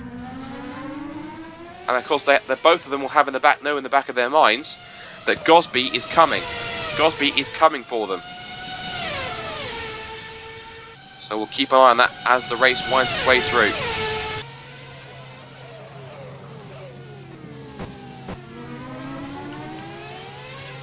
And on the power once again. Across the line they go. That time's last time around for the two cars as they head across the stripe. How is it looking? It was a 38.1 for Berlak, a 38.4 for Van Starkenburg, and Gosby's currently setting personal bests in sectors 1 and 2, and it's a 37.8. So Gosby's turning on the speed, turning on the pace on these fresher tyres, and of course, the likes of Malorque and Juty don't really have any response. In fact, Malorque's got past Juty at some point there. But Juty is staying close to him in proximity to mount the challenge. And Juty, in fact, this could be a change for position soon. Because Juty's the quicker man. He's on fresher tyres, of course. So wait and see how that pans out. Roland's got plenty of gap. He's got almost an 18. He has got an 18-second advantage over Chris de Jong, who is actually being closed on by Alex Diaz in P8. So that's been one to watch. It's already back up at the front. Sorry to overwork Jarko a little bit with the cameras. But back at the front, Berlak has now 9/10 of a second deficit for Berlak in front. So Berlak has a 9/10 deficit, 9/10 gap to Van Starkenburg. I'm getting tongue-tied here. It happens when you commentate solo. Gosby's still P3, but he's coming large. Not an innuendo for anything. Gosby then onto the pit straight. What's his lap time this time around? It is a 37 surely, or a 38. It was 38.2. So he's quicker by at least 9/10 of a second on Berlak and Van Starkenburg. But of course, I'm pretty sure that Berlak, those two, will have to make one more stop. As I'm pretty sure, I think Gosby will have to too, because I think Gosby's on the soft compound tyre, whereas and his are still pretty fresh, whereas Berlak's and Van Starkenburg's have kind of outstayed their welcome. And they will have to pit again. But then Gosby, either these two will basically go on softs until the end and have to stop one more time, or they'll go on the hard tyres pretty soon, because of course I think they know that 16 laps on the soft tyres isn't really going to work. Although of course now we've got lighter fuel loads, it's possible. Now then, P10. What's going on here? P10. Oh, that is Van der Neat and Rodriguez for P12, side by side. Van der Neat has his nose in front for the moment. But Rodriguez will try and fight it around the outside. He's going for it. Credit to him.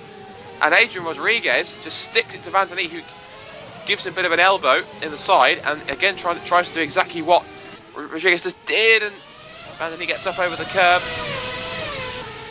and almost loses out, and that's going to put Masciuli in with a shout. Under brakes for turn 8. And then for 9 and 10. Holds the back straight once again for the 43rd time. So we're coming up towards the last 15 laps of this race.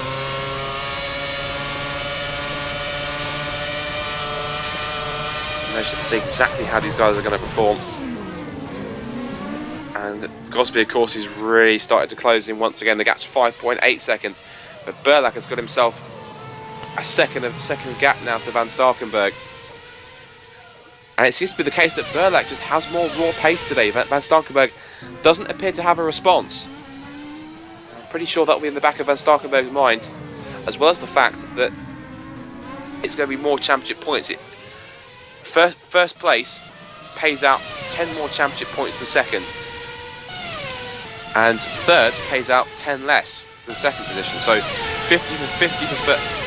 50 for first, 40 for second, 30 for third, then 25 for fourth, and 20 for fifth as Burlak suffers from a touch of oversteer through turn 1 as the rear end tried to come around on him.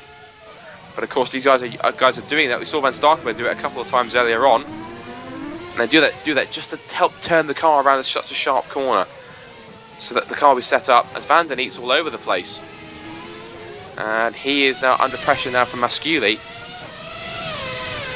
If I look at my replay, I'll see that what happened to him. Oh yeah, he was a very scrappy exit out of turns 2 and 3. And he just shut the door on Masciuli through turn 4. Van der Neet carries on, but Masciuli has him for company.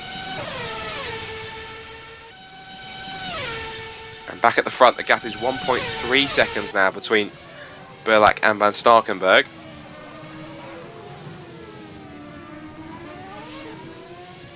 The fact that Gosby's closing in this quickly, when I'm pretty sure that these guys will have to make another stop for tyres, this could potentially could be a clever piece of strategy in order to help Gosby take another victory in the championship and help solidify his status as the championship leader.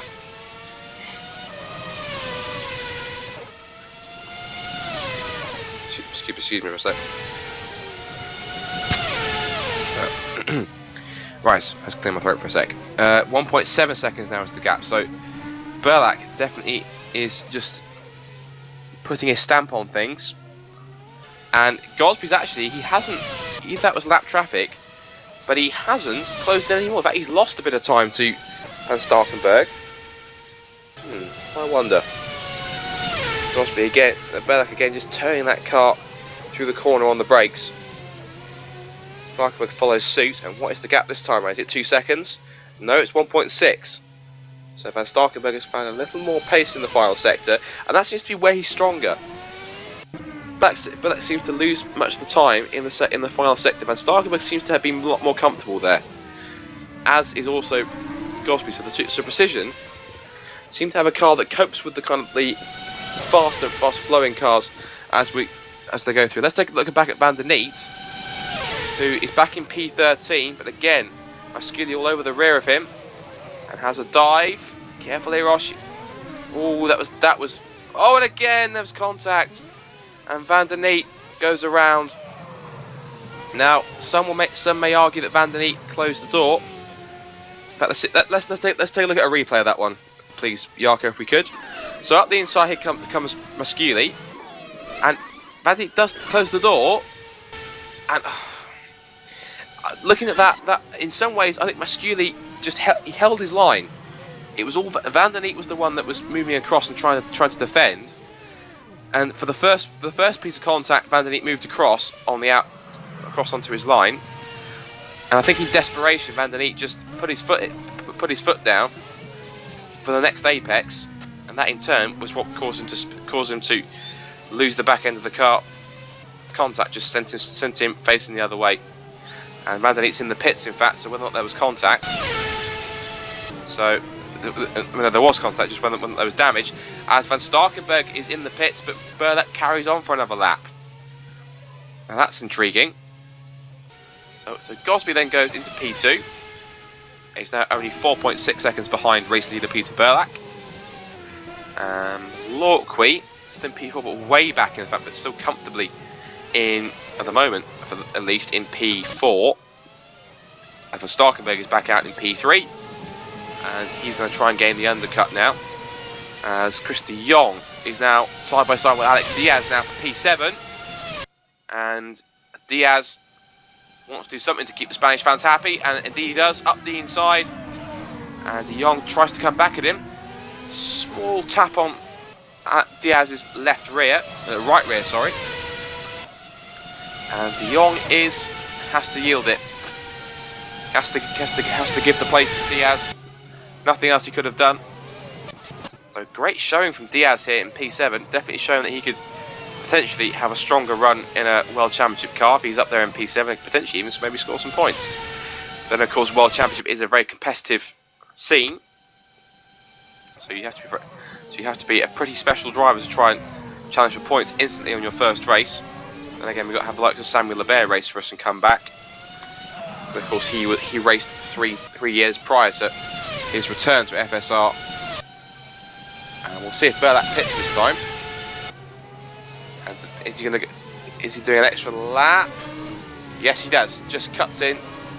So Gosby now takes the lead again. But where is Van Starkenburg? Van Starkenburg is already at the final corner. Negotiates it now, and Berlac is already away. And it's going to be incredibly close between the two of them. But I think no, Van Starkenburg got it. Van Starkenburg, I thought Berlac would have enough of an advantage, but the undercut has worked again. So pitting earlier does work because it helps, especially if you get plenty of clean air. Because Berlac has lost the place again, but he's kept very, very close this time to Van Starkenburg. And before, he was about 2 seconds back, now he's less than a second.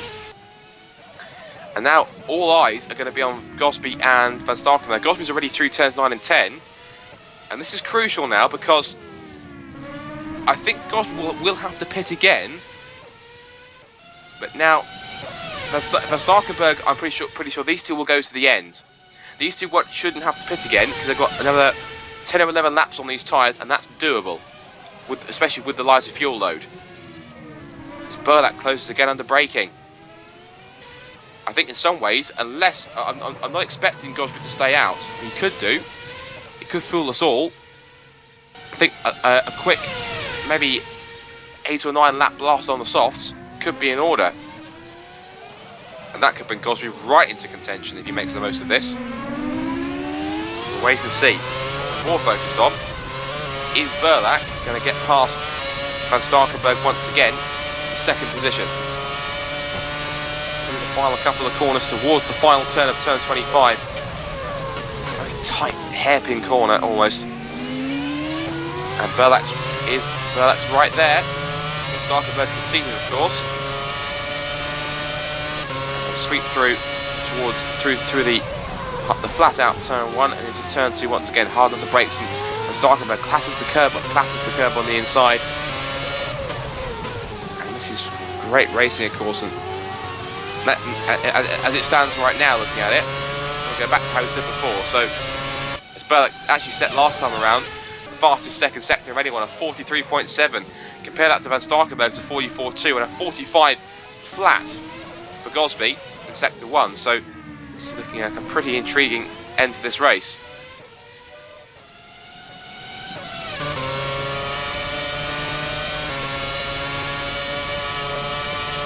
Down towards turn 12. Is Berlac coming? Yes, he is. Van Starkenburg gets defensive once more. Berlac will try and get a cut back, but he's nowhere close, I don't think.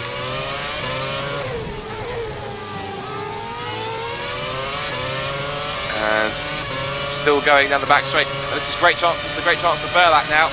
In the slipstream, going defensive is Van Starkenburg, and I don't blame him. But Berlac will try and break around the outside.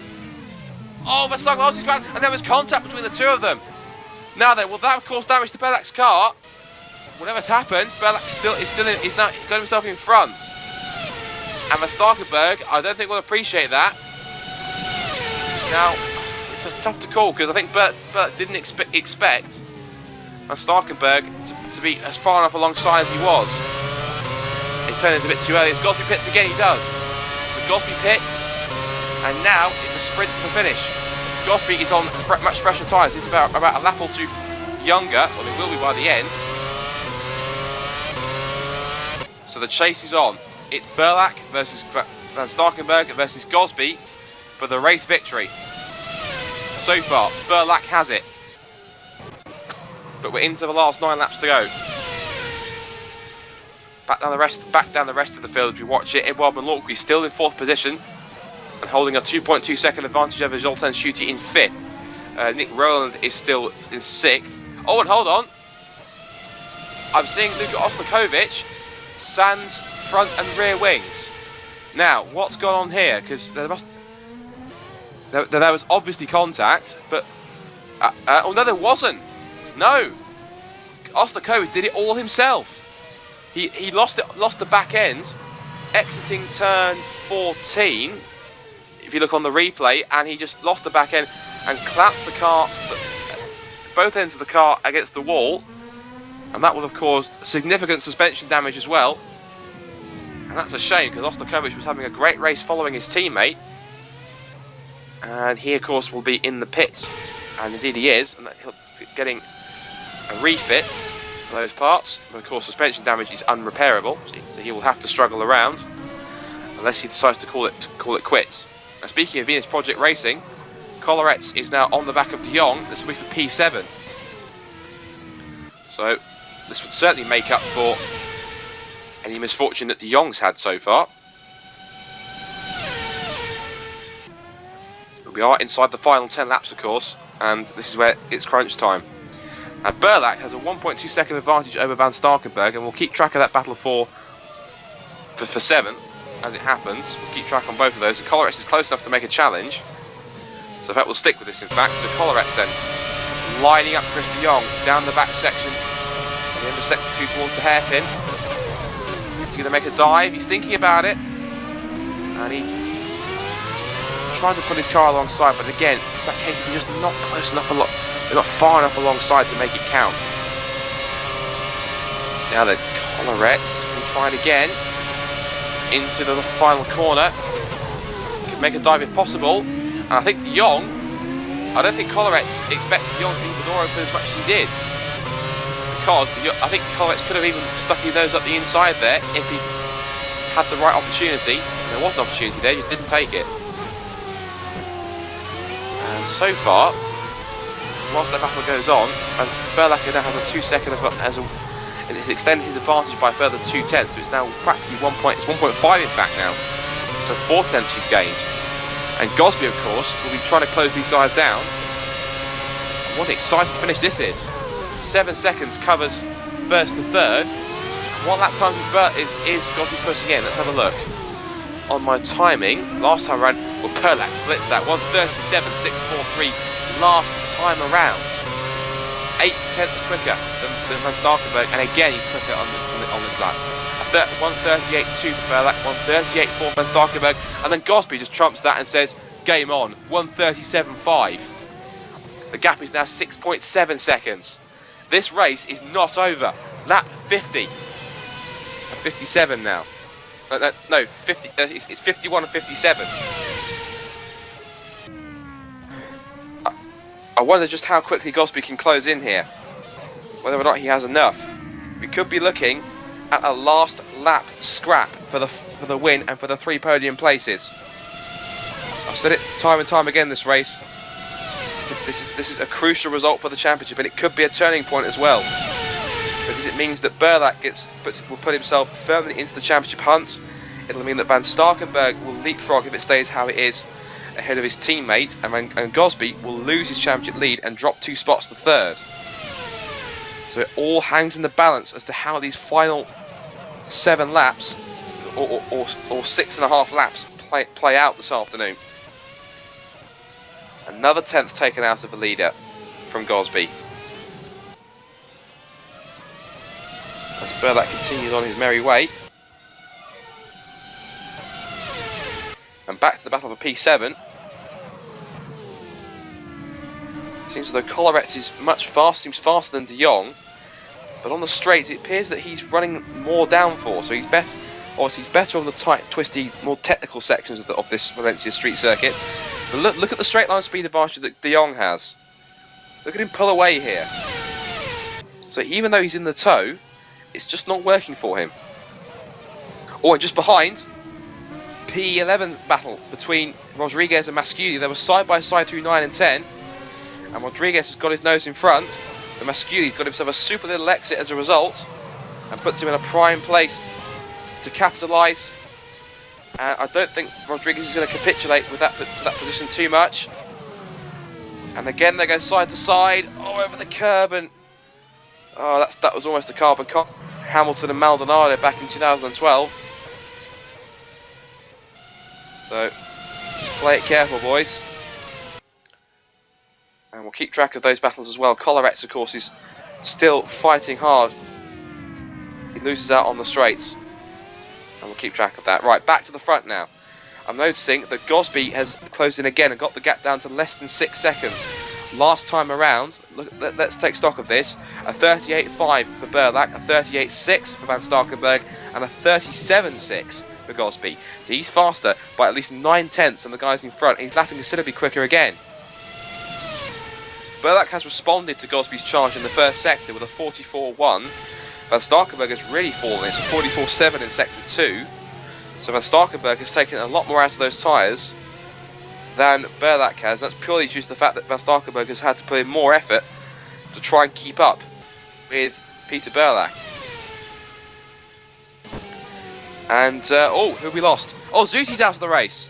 Zoltan Schutte is out of the race from P5, or from a top 5 finish. His engine has given up on him after 52 laps, and that now means that Nick Rowland has now jumped up into a top 5 position. So persistence has paid off for Nick Rowland. He's 45 seconds off the leaders, but doesn't matter. He should be absolutely overjoyed with that. Very pleased, and rightly so. Some great race pace early on to mount a charge, but Rowland has just slipped back. But he's run his own race, and it's been completely drama-free, and that's exactly what he needs. A nice, calm, drama-free race, no troubles, no too many battles going on. He had 1 or 2 great passing manoeuvres early on in the opening laps, and a great start from, I think it was P11 he finished on the grid. So to finish 6 spots up where he started, he should be proud of that. It gets him ever closer to the front. But of course he's still got more race pace, I think, to work on, to stay with likes of Gosby and Van Starkenberg and Malorqui and our race leader Peter Berlak, who has now extended his gap to 2.7 seconds. So looking at it, if Gosby can't win the race, he's probably, I think at the moment Van Starkenberg is a bit too far away, then he at least try and battle for second. Now I'm hearing reports that Todor Vasilev is on track but without a front wing. And there he is. Now then, what's happened here? Let's look at the replay if we can. And he has taken a whack somewhere, and it's exiting turn 2. Clips the curb and lost traction and noses it straight into the outside barrier wall at turn 3. And of course that's quite an earache for him, because that means he has to go around a full lap with a broken front wing, and of course to try and trundle back to the pits. But he is last of the car still running anyway. So they won't. It'll just lose him more time to the leaders, which is not ideal, but effectively there's nothing else he can really do. So back to the front then, and Gosby is now 1.9 seconds back to Ron Van Starkenberg. So this could be game on here for P2. Because Gosby knows if he can get himself an extra 10 points, that will definitely benefit him. And Colleretts, let's have a look. He's on the back of De Jong. Going for the great exit of the final corner. And he'll look to the outside, and De Jong, he turns across.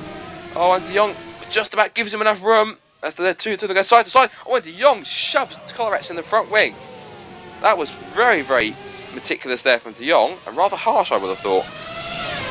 De Jong's been playing a rather fine line here with his driving. He comes back at him with the straight line speed advantage he has due to the lower wings. And De Jong can't make it stick, and this has put Alex Diaz onto the back of both of them. But P6, and De Jong forces his way up the inside. Oh, and De Jong got it majorly out of shape. And that has now given Alex Diaz a free pass into P7. But De Jong will surely come back at him with the lower downforce setup, and indeed he does. To the inside, down towards turn 11, and Diaz is moving across. It's almost 3 wide. And Diaz has to back out of it, and De Jong gets back in there. De Jong goes round the outside of Colleretts. And up the inside once again, there's more contact, and Colleretts gets pushed out wide. And they're almost going to go 3 wide again. Incredible fight for 6th, 7th and 8th. And Diaz now tucked in behind Colleretts. Can he get a move done? Tries to squeeze in between the two of them. Can't do it, and Colleretts chops off the nose of De Jong and just stays in front. And Diaz is having a great run too as well. P8, Positive Sim Racing, fantastically happy with this. In their home race, and a Spanish driver no doubt. So 8th will do very nicely for them and the Spanish fans who've got something to cheer, along with Malorqui, as De Jong get up the inside, tries to hook himself in there. And Ollie Bakala's not too far away in P9. That could be quite crucial. Now back at the front, did notice there was a gap of 1 point, down 9/10 of a second between Starkenberg and Gosby. Berlak has got a nice advantage of 3.2 seconds, and Todor Vasilev, who's just pitted again to fix his front wing. He's got a lovely cushion now going on to the penultimate lap. And I wonder how the sparks are going to fly here, if any sparks are going to fly between the two. Whether or not Van Starkenberg's going to put up a hard fight, or whether or not he's going to make it easy. It'll be easy for Gosby. We shall wait and see with bated breath. Out of turns 4 and 5. Still going towards turn 8. Gosby closes again under braking. Gap is now only half a second at the split. You see it looks much closer than that, as again Gosby loves to close under braking. And this surely is the best chance he's had for a while. Through turn 11, down towards the run of 12. And Gosby will go to the inside. He won't, because Van Starkenberg defends it. Outside line for Gosby, the two Precision cars going side by side, and Van Starkenberg is very courteous and allows Gosby to take the outside line. Didn't want to fight it too hard, but I'm pretty sure he will come back at him on the back straight, depending on how much he's got left in those tyres. The answer is probably not much, because Van Starkenberg has been dropping back, and he's been trying to keep pace with Berlak, and it wasn't possible. And at the same time, he's been falling into the clutches of teammate Martin Gosby, and that will definitely help him out. So, how this will feed in the points then is that Berlak will score 50 points, and he will get himself into the championship lead, surely, I would have thought. So that'll be 295. No, but it won't, in fact, because Gosby should hold on to the lead by 5 points, and Van Starkenberg will be on 275. So he will really drop back. He'll have a 25-point gap to the cars behind, but 25-point gap to Gosby in the top of the table, and 20 points back to Berlak in second. Well, even though it's been mostly a rather uneventful race, we've seen some great racing, some fantastic overtaking, lots of slipstreaming and close battles around the streets here of Valencia. But it's granted that the circuit doesn't really provide that much interesting racing, but we certainly try to make it as interesting as possible for you by picking up as many battles as we can. And apparently we're hearing that De Jong has had contact with Diaz and Collarets. So De Jong is still in P7, and those three are still going at it, and Pacala's in close, but Pacala's not too far away either. So that could be a last lap battle to keep an eye on. But what can you say? Peter Berlak started on pole, had a very rough start, and lost out to the two Precision cars and almost to his teammate. But he's shown consistency, he's shown some blistering pace, and shown exactly why he is the World Trophy Champion, reigning World Trophy Champion, why he's won 2 of the last 3 races, and why he took pole position today out of the final corner. It's his 3rd win in the last 4 races, and he should definitely take this as a real sign as a championship contender. Peter Berlak wins the European Grand Prix here in Valencia, just from Martin Gosby in 2nd, and Rob Van Starkenberg comes home in 3rd. And it means the top 3 in the championship finish, top 3 in the standings, but not necessarily in the order. Effectively now, they finish... No, sorry, I'm getting caught up. 3rd, Gosby holds on to his championship lead by 5 points from Peter Berlak, and Van Starkenberg is 3rd. We wait now for home favourite Eduard Malorqui, who was probably hoping that he would be able to get himself a podium finish for his Spanish fans and for Twister, but he has to settle for P4. As what's happened now, we've had a couple of cars happen. Alex Diaz has lost his front wing. So what's happened here then? There surely must have been contact, because he's behind Pacala and De Jong. And let's see, he went up towards turn 8, if we see on the replay, dived up the inside, and I think there was lag because De Jong came across, and Pacala has come straight through on the apex, and it's wiped out Diaz's front wing clean off. So that's not good for him. As Picolo's now passed de Jong too. So looking for the cars come through. Collarets takes 6th. Picala takes 7th. Diaz is 8th. And Chris de Jong is stopping. Chris de Jong is stopping on the fight now. Hold on a second. Now, is he out of fuel? I think Chris de Jong has run out of fuel here. So if his race wasn't tough enough, Chris de Jong is not going to make the finish line. I think he's winning that car on, but I think the car's going to just crawl across the line. Can he make it? He's the last car to cross the line, and he's crawling to a hole. I think it's downhill towards the line. Surely he can make it across. Oh, and he's winning it across, and Chris de Jong just makes it across the line in 11th. Talk about running it close on fuel. Literally on fumes. That is luck personified for Chris de Jong. And grinds to a halt just past the finish line. How lucky can you get from that? Anyway, let's run down the final results then. Chris de Jong Peter Burlak. Peter Burlak wins the European Grand Prix. His 4th win, his 3rd win in the last 4 races, his 3rd win of the season as well, and putting himself firmly as a championship contender. Just 5 points now off second placed in the race, Martin Gosby, who still leads the championship now, as we said, albeit by 5 points on the grand total of 300 points by my calculations. 3rd, Rob van Starkenberg led for many points in the race, but ultimately took too much out of his tyres to try and hold on ahead of Burlak. I just couldn't make it finish and stick in the end. Edouard Balorqui comes home 4th and in the only Spanish race on the calendar, but still more vital points for Twister in their fight against Precision in the Teams Championship. But how about Nick Rowland, 5th position? He'll be a very happy chappy with that one. We ran to P6, and of course when Zoltan Schutti's engine expired, he really did capitalise from that, and he will be very, very, very pleased to take that. Some very key points. His best result, equaling his best result of the season in World Series, which was Monaco back in this race. As for P6, Antonio Collarets ended up winning that battle for the Venus Project Racing. Ollie Picala managed to take full advantage of the last lap shenanigans to take 7th position. Alex Diaz struggled round with and managed to hold on to P8. P9 was Adrian Rodriguez, his teammate, so he managed to hold on. And he's actually qualified 7th, but dropped back 2 places from where he started. And the final final top 10 spot goes to Eros Masculi for Bad Pescara Uain. In P11 is Chris de Jong for Crown 7 Netrex.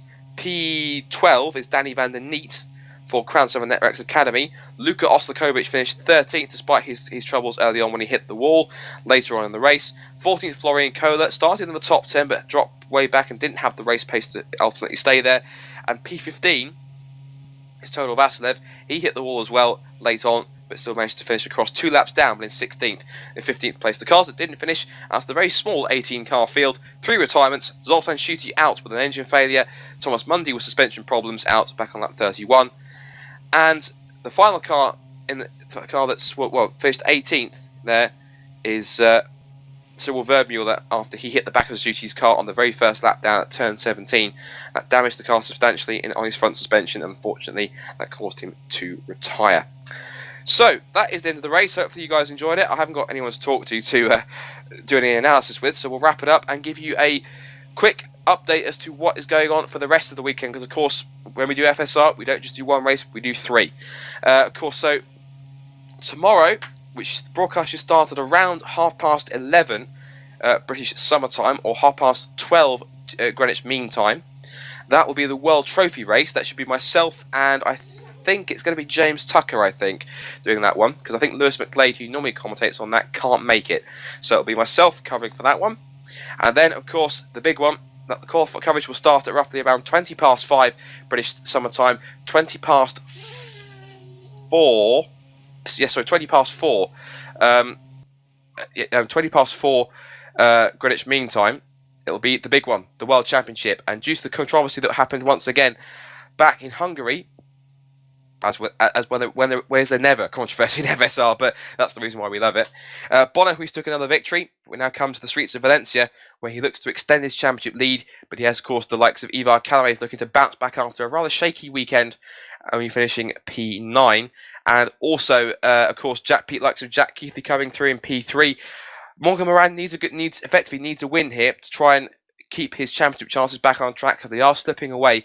And of course, the likes of people like Goga Baldi and of course the Twister boys, Samuel Aber, and of course Edouard Malonk will be there too, I'm sure, and the rest, all looking to try and make a significant impact around the streets of Valencia. Of course, you can also keep up to date with certain things. If you want to also take part in the FSR Fantasy League, be sure to go and check out the website there. It's fantasy.formula-simracing.net. That's fantasy.formula-simracing.net. Works like normal fantasy F1. Pick the drivers that you want, and you can be in with a shout of winning Thrustmaster prizes. Usually something that's rather nice, Thrustmaster headset. So get involved in that as well. Also, you can keep up to date with everything that's going on by heading to formula-simracing.net, our official website, and also our forums at racedepartment.com as well for all the information you need on Formula Sim Racing. Of course, you can follow us on Facebook, facebook.com/Formula Sim Racing, and on Twitter at, I think it's F1_Sim Racing. Apologies if I got that wrong, but search Formula Sim Racing and you'll find us.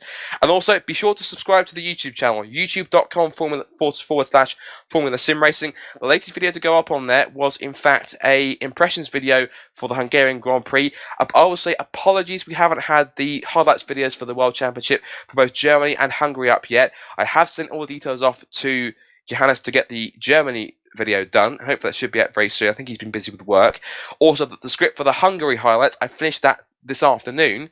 I will get that recorded tomorrow in the break between the World Trophy and World Championship races, and hopefully those two videos will be up as soon as possible. But do subscribe to the channel to keep up to date with all of that.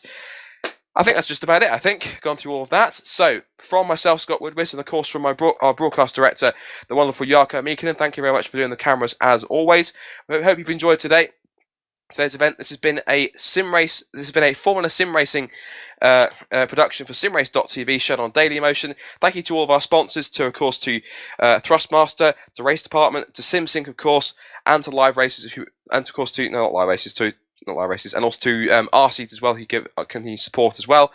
And until tomorrow for the World Trophy and the World Championship, this is Scott Woodward signing out, saying hope you enjoyed the race. It's Peter Burlack who takes the victory from Martin Gosby and Rob van Starkenberg, and we'll catch you tomorrow for World Trophy and the World Championship. And until then, for now.